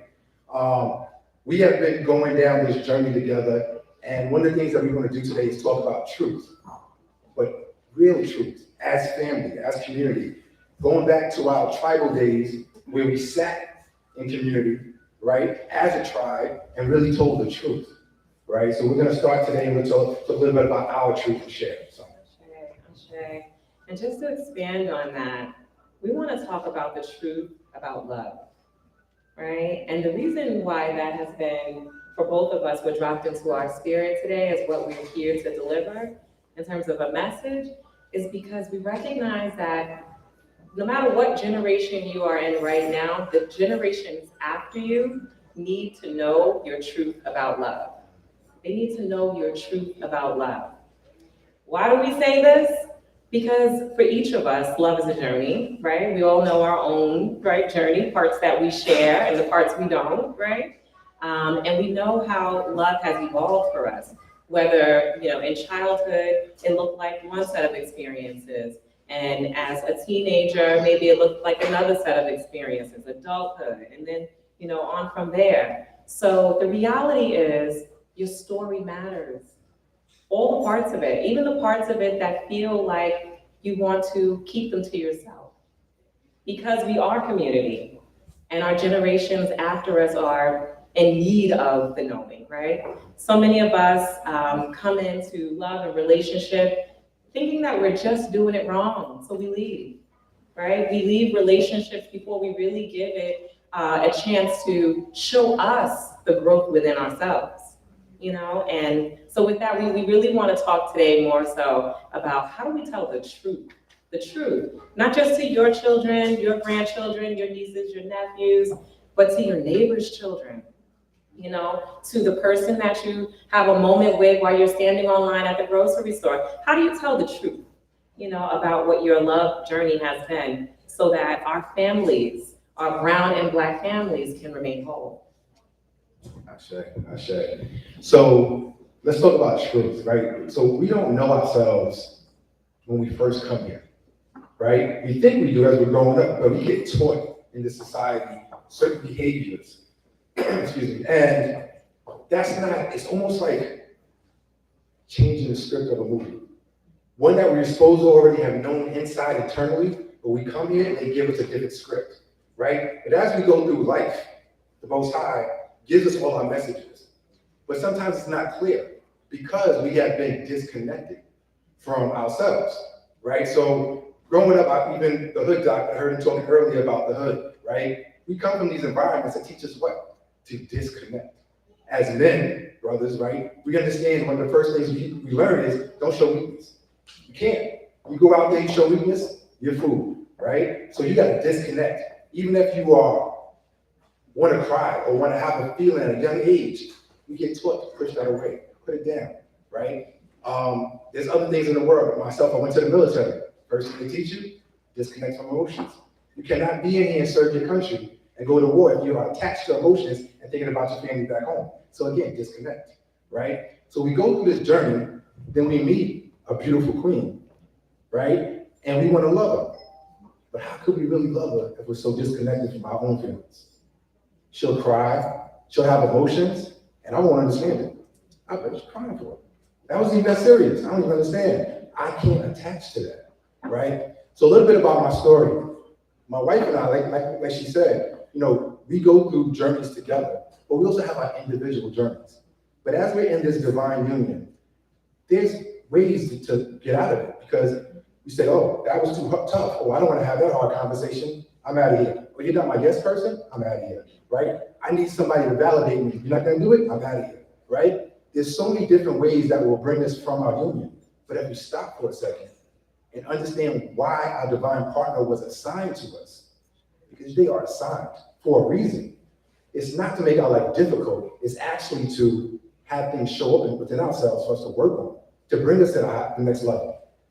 My wife and I, we went through our stumbles because we're human, right? We was here for this reason, for this experience. She could have walked away from me. I had my stumbles, but instead what she did was, let's talk about it. Why? Why'd you feel this way? Why this? Now I'm gonna give the surface answers at first. I might even give a real answer at first, right? Because I don't want the argument, oh, I'm sorry, I apologize, I'm sorry, right? No, sorry's not it. Why? Why? What made you act this way? What made you feel this way? Now here's the feel. Feel? What do you mean? I didn't feel any type of way. No. There was a feeling there. What was it? Now she took the time to help me travel down myself. The reason why she can do that is, of course, our beloved Queen Afua. She's a sacred woman, and that started her journey. As the mother, as the queen of the household, she brought that into our household, which began our journeys. Myself, my kids, our sacred daughter. As we went on that journey, she started asking those questions about attaching the feelings. This is something I never knew. It traced back to when I was 3 years old. And my sister and I used to travel down south to St. Louis from New York. And my parents would show us our family, our aunt and uncle, 3 years old. I don't know them that, I can remember this. I don't know them that well. I remember every time we go, we say hi, we say bye, we leave. I leave with my mother. I leave with my father. This one particular time at 3, they left. We did, my sister and I. And I'm like, wait a minute, what's going on? They left. My sister and I start crying because we're kids. I'm 3, my sister's 2 years older than me, so she's 5 at the time. They leave, we stand there, we're crying. We're like, wait, where's our parents going? As kids, we crawl under a bed and we hold each other and we just cry. We don't know what's happening. We're too young to understand what's happening. And there was no conversation to tell us what was happening. So all I did was I held her, she held me, and we cried. My aunt came back in the room right after closing the door. The first thing she did, stop that crying. Get from under that bed. I don't even know you. I know you're my aunt, we're supposed to love you. Again, I'm 3, I don't even understand what's happening at this point. But what my wife did was show me that was when I learned how to detach from my feelings, because I had to. Because at 3 years old, I felt like the protector of my 5-year-old sister. I said, don't worry, I got you. We're gonna get through this, right? But I had to detach my own feelings to be the protector of my sister and be able to get through this. We didn't see our parents for another 4 years, right? But that's the journey that my wife helped me travel down to make me realize why and when I attached to my feelings at first. Now, everything in my life after that was all part of it. Again, the streets, the military, all of that, which I all brought into my union, right? Which again, she could have left at any time because you're too much, you're stubborn, you're from a Southern background that does not understand that a woman has a voice, because I was raised by a very Southern man that was very dominant, and my mother did not have a voice. I brought that into my union too. What you mean, you talking back? Hold on, I wasn't raised like that. I have the last word, right? But again, all these things, what I say again is like my wife said, it's not, all these things come up, it's really for us to sit down and communicate and talk about love and really understand each other. So she helped me in that part of my journey. Now I'll let her explain hers.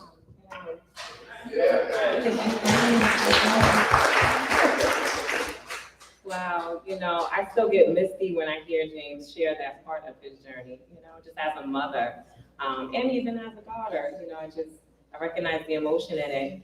I'll just start by introducing the thought of attraction, right? And how we can manifest and attract into our experience that which we are, right? What do I mean by that?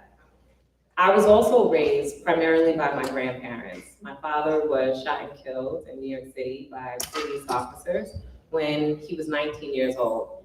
My mom was 18 years old, and she was his high school sweetheart, and she was pregnant with me at the time. So I was born not only through a grieving womb, but I was born into 2 sides of my family that were in deep, deep grief. To say I'm sensitive and I feel emotion would be an understatement, right?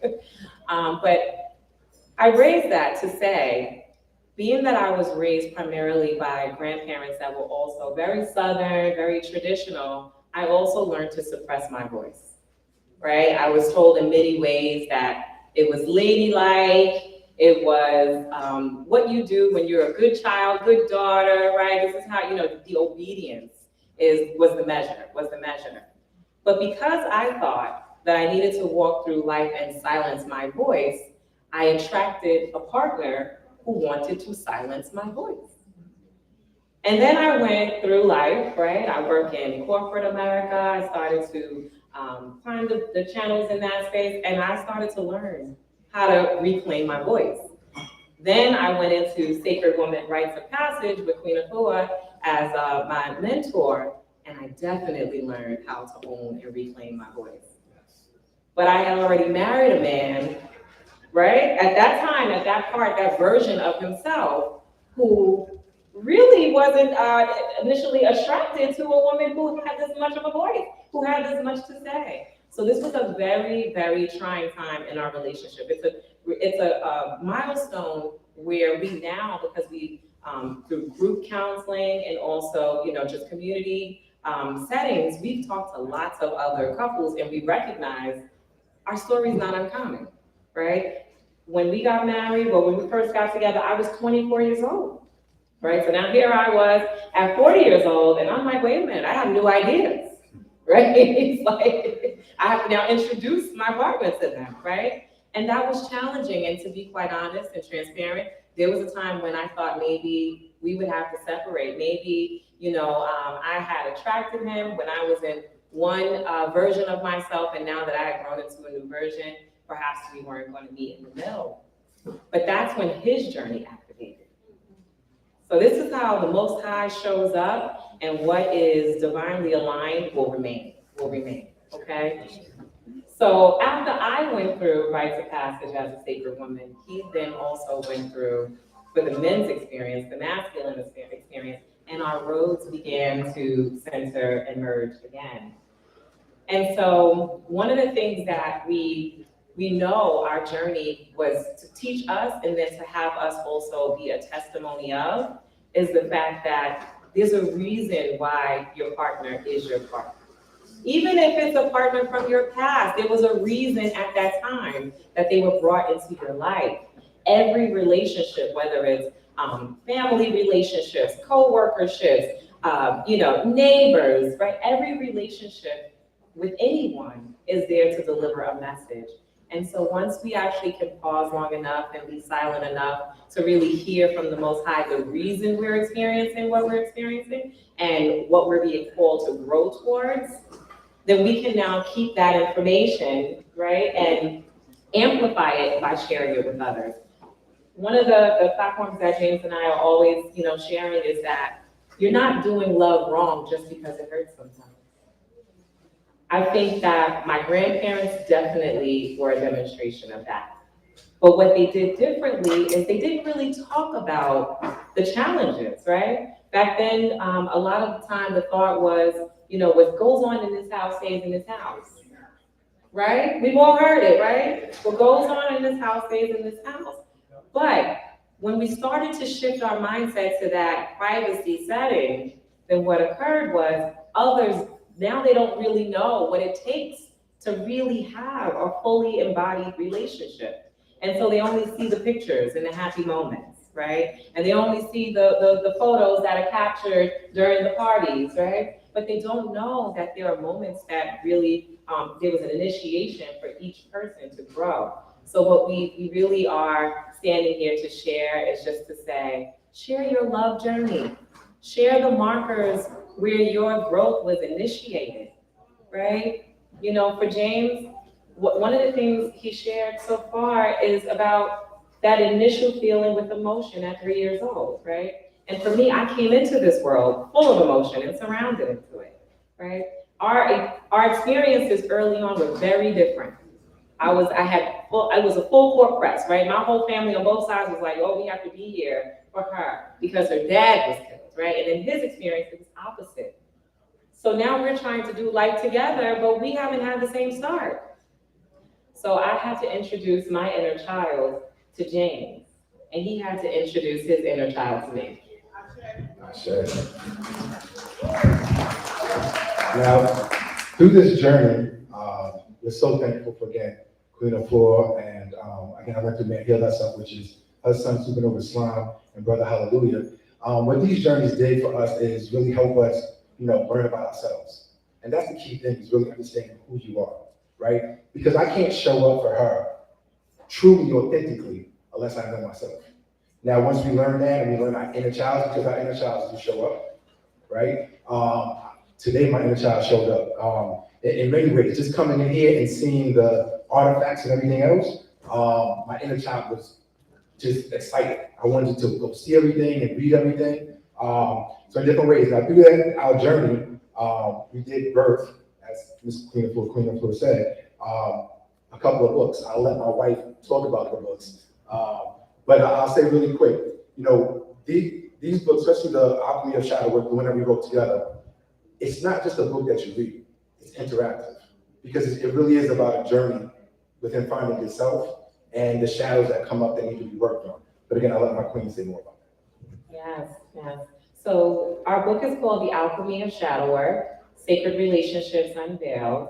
And it pretty much captures a lot of what we shared here today, but it gives you an actual framework and a method of really uncovering your truth, right? Not the story that you've been sharing that you've become really rehearsed in, right? But getting to the root of the truth, right? How you showed up in a relationship and how you didn't, right? Like all of that. And it's nature-based. So there are very specific exercises that you can actually do in nature at different climate times of the year so that you can really evoke the true wisdom about those experiences, right? Just to give an example, when I was going through rites of passage with Sacred Woman, I identified that I had mother wounds. My mother and I have a very close-knit relationship. I didn't immediately self-identify that I had any mother wounds. But it did show up for me when I recognized that inside, because my mother was grieving so deeply when she had me, right? When she stuffed her emotions down, like many of us do, right? When we're pregnant, you want to regulate what you're experiencing and feeling, because what do we not want to do? We don't want to transfer it to the baby, right? So she stuffed her emotions down so deeply for those 9 months that she was pregnant with me at just 18 years old. It was very difficult for her to retrieve them later on. She had become so good at stuffing her emotions down during the most tragic time in her life, right? So I had a mom who was definitely present. She was hardworking. She had rules and with good reason. And she was just a really great mom in that way, but she was not emotionally attached at all, right? So we didn't have celebrations. We didn't really celebrate things. Everything was, we do what we have to do because we have to do it, right? And I did not know that inside for myself that there was a little girl in me that desired sometimes to have celebration, that desired sometimes to have that deeper inner connection. And so through Sacred Woman and doing what I refer to as shadow work, that's how I was able to uncover that, and then to deal with it. One of the narratives I was telling myself was that my mom blamed her pregnancy for my father's death, right? She thought that maybe perhaps he had been doing something out in the street that maybe he shouldn't have because he had a baby on the way, right? This is just a theory that she came up with, right? And I took that theory as a child and I internalized it and I made it about me and my presence. And I told myself that it's because I was coming that this is the sadness that my mother deals with, through life now. What I now know to be true is that version of the story wasn't true for me, nor was it true for her. The truth is what we know, not what we think we know, right? What I do know is that my mother was 18 years old when she was pregnant with me, and she, at that time in her life when she lost my father, was early enough in her pregnancy that she had options. She could have made a different decision. She could have made another choice. And she chose to move forward, knowing the road was hard. So I adapted to the new version of that story. I stopped telling myself that, oh, my father's death was because of me, and I left this stain for my mom in life. And I told myself instead, I'm the gift that she chose to keep, whether she could emotionally connect to that or not, when she could have made a different decision. So our intention with this shadow work book is to help you to reframe those types of stories. Those narratives that they feel so deep and true. But when you really get to thinking about, what if there's something else that's really underlying here? What if there's more to this story that I haven't considered, right? That's when you really begin to live. That's when you really begin to free yourself from those prior origin stories that we tell. So our intention with the sacred relationships being unveiled is for you to think about not just your relationship with a significant other, but whether it's with family and even most deeply with yourself. I say. So like my queen said, remember this, relationship starts with self. Before it starts with anybody else, it starts with self. So we like to always understand, like, through sacred rituals, through daily practices, we heard a lot of great knowledge and wisdom here today about different rituals, breathing exercises, different things, meditation, even part of the breathing that we was doing, qigong. There's so many ways to connect with yourself. We have to go through that because one of the things that we did when we came here was, again, they took away our memory. So we have to find ways to remember. So that's the first thing. It starts with self, and then it goes outwards, inward and then outwards. So we thank you for giving us a little bit of time today, and we give love to all of you. Blessings.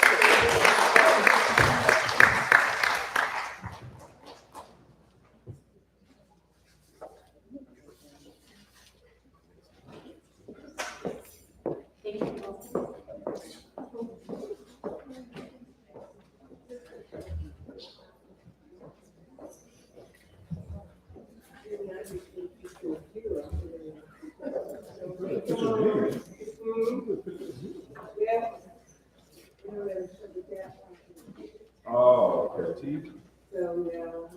Papa T. Papa Tahuti. I want to take time out and thank everyone for coming out here as well, and to give honor to the Queen as well as my elder brother who taught me the jury business, as well as to make jury and to do wax. Brother Uncle Samaj, he passed in the month of September, and this is very, I guess, strong for me because Use the mic, you can't hear. well, yes, am I talking about, you can hear me now? Yeah, okay, we're gonna do a 5-minute intermission, and then the Queen will come on and give y'all the 411, the information that we all need. I do thank everyone for coming, and please enjoy yourself in 5-minute break. Thank you.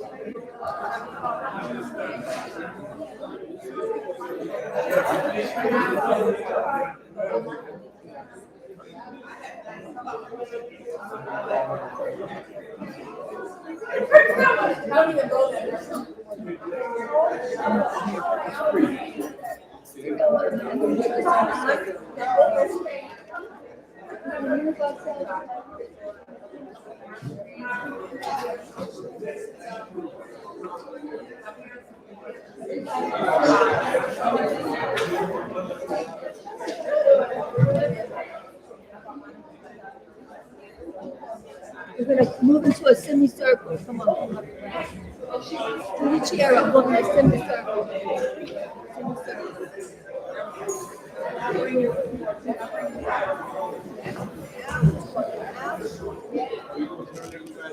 Yes, semicircle.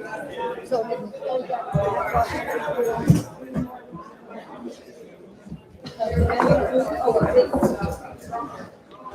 you want us to go all the way?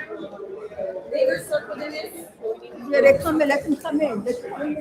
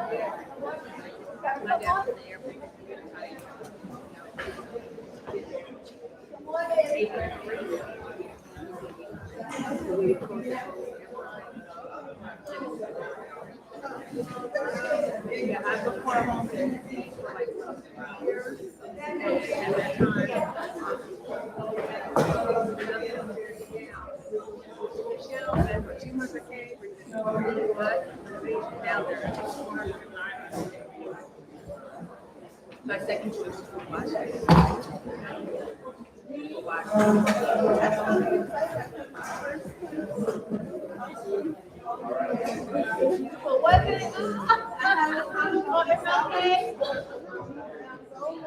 On the backside.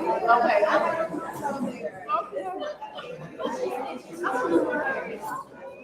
So back up there by the elementary. Are you there? Yep, it's okay, it's South Capitol, yeah. So you on the auto side, not the other side. Yeah, so that was local high school, so, yeah.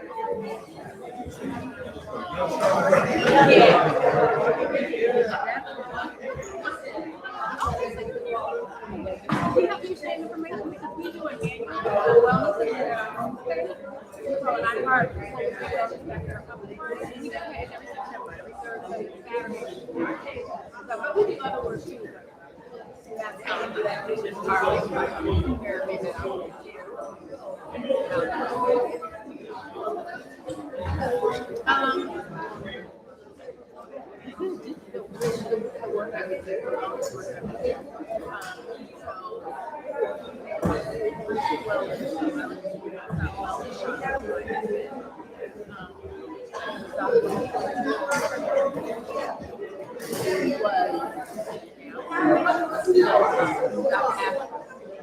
well, what was really along the journey?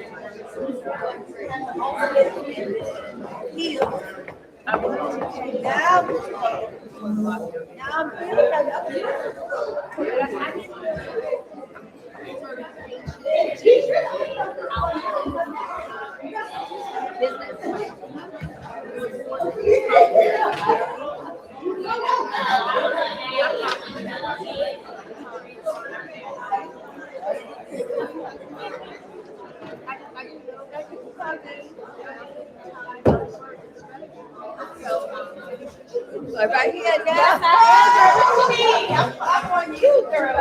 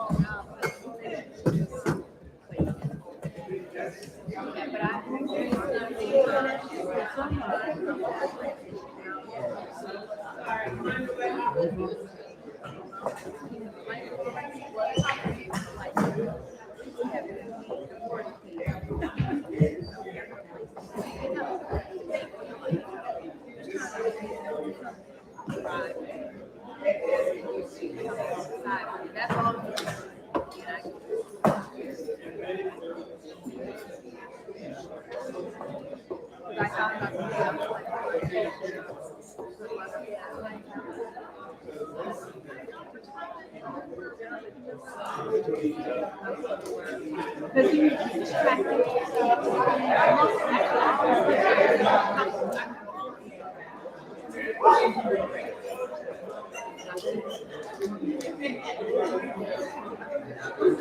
Absorb.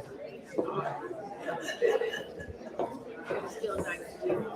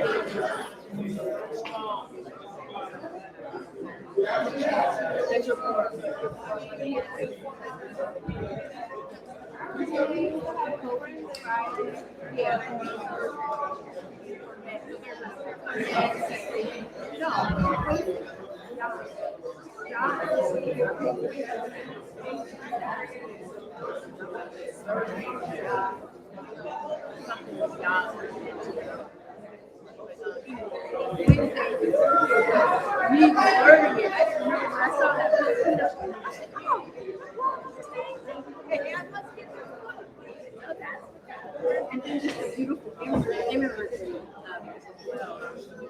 to cover it.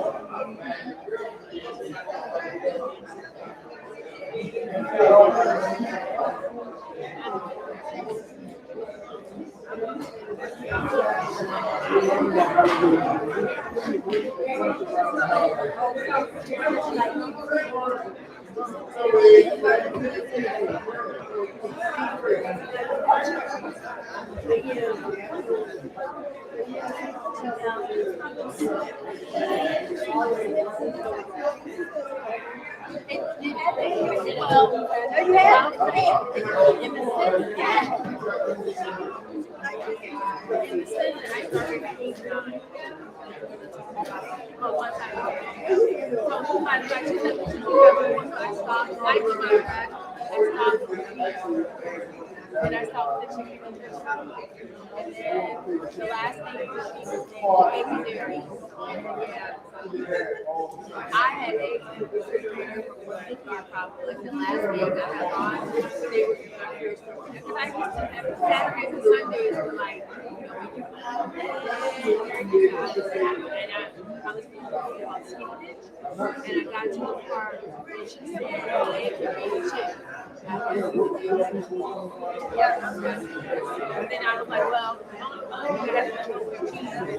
don't care. So I might have finished. And he went over. And then we stopped tomorrow. We were 2000 and 2004. I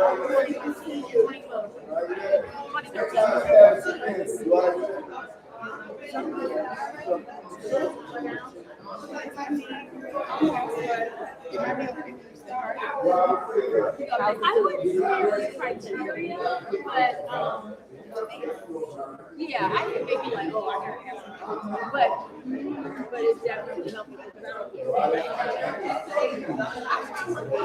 Oh, okay. I did live. But I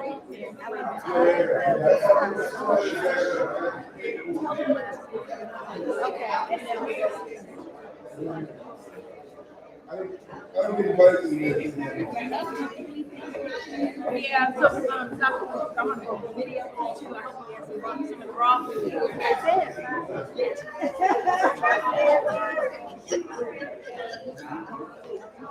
We don't, you know what?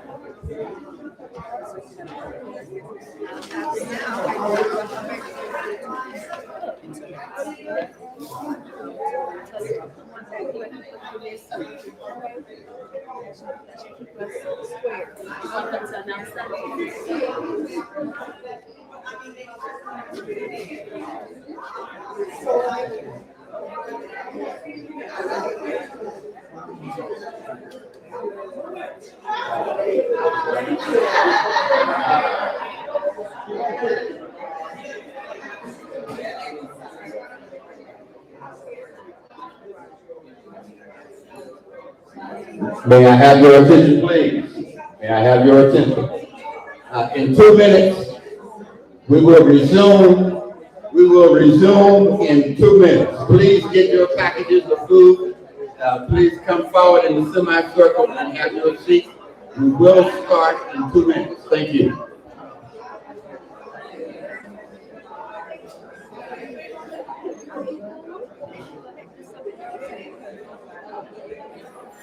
There's something back there. Yeah, there's something back there.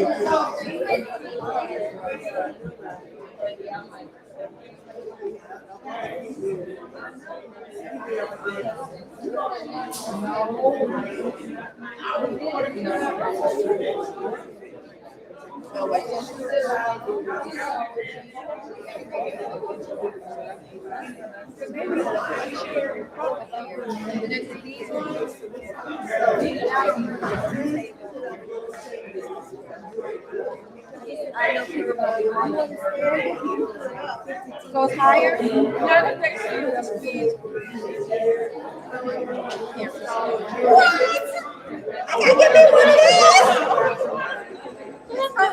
That's better than a tree. It does.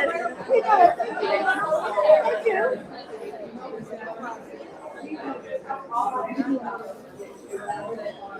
Not perfect.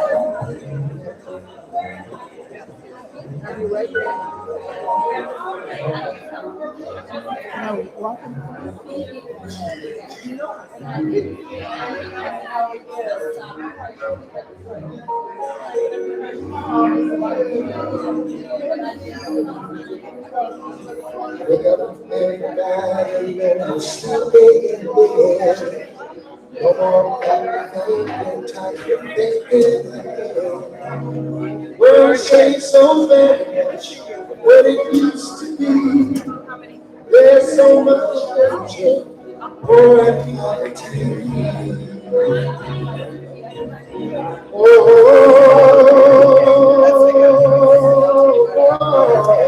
We got all teachers, teaching people. Maybe they never listen what you have to say.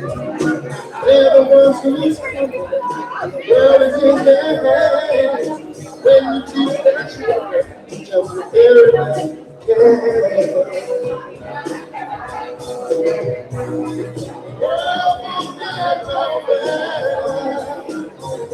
If we just let it be,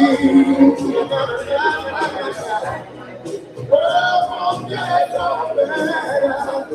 Gotta change it, man, just the way you. They got the army out there, make the old people wear. They're the ones who suffer and catch on again. They don't have so very long for that judgment day. Want to make them happy before they pass away. Wake up all the builders, time to build a new man. I know we can do it if we all been done it. The only thing we have to do is put it in our mind. Sure that they will work out, they do it every time. The world won't get no better.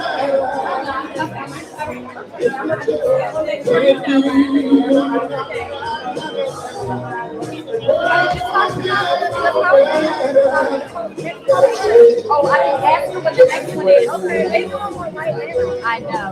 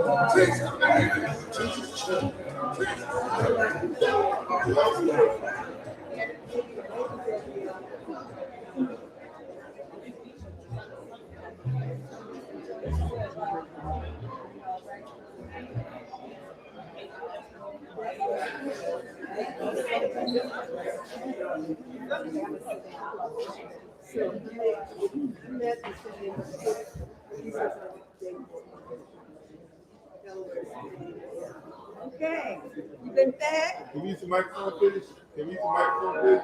Can I get a mic? Should be behind you. The table behind you.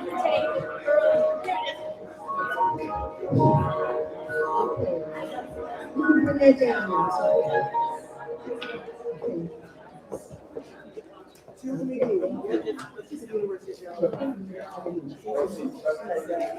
Welcome, forward. Clap it up, you're still here. Clap it up, we're here together. Now, I know who had lunch already. Raise your hand, who had lunch? Okay, make sure you leave out with the dinner plate. Okay, it's safe food. Empty out, and you might have family members that want to plate also. Make sure there's not 1 ounce of food left in those trays, okay? Can we agree on that? Yes, All right, because that food is medicine. Oh, I see plates coming in the room though. Everlasting Life, are those plates coming in the room? Is that the last? Okay, right here, right here. I love it. Well, I'm so glad to be back forward here in Washington, D.C. It's been 30 years and now I'm coming back. That's what's happening. So I'm so glad to, I have the support. So I want the royal couple to come up to the front because Nia and your maid, please come up to the front, please. I have to say thank you officially. Brother Rafu and Nia. I need to come up to the front. Come up to the front.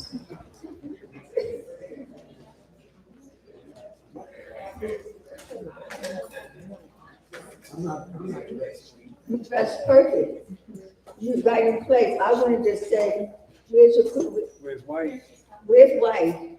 I love he says, where's White? He's been saying, where's what life? Plus years. I love it. Need a change of something, I don't know.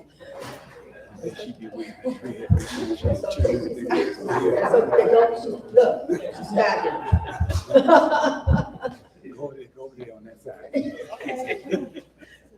I just want to say, we started by you saying, you know, giving acknowledgement to the late great Senor Angra Saman Shepherd-Top. Clap it up for the ancestors. And this whole sacred space is all about the ancestors. Yes. And I said, wait, what? All the history on the walls. I couldn't get enough. I'm so grateful that this was the location that it was to happen. And then after they gave that acknowledgement, we said, I need that breath of life. Back in the day, it was breath of spring. So I need some of that breath of life. And then I said, well, you know, okay. And I started channeling. I said, well, you know what? I want to come to DC. That's not an easy thing to pull together. But I said, and I knew that if there was a way, that they could make a way. And we made a way. And that's a result. And Amma, he was calling me every day. Second woman, Amma, our priestesses, he was calling every day, making sure it got me on the radio. So let's clap it up for our community leadership. And he's going to charge your work and this is all for sale, right? This is all for sale. So we want you to make your investment and walk out with a piece.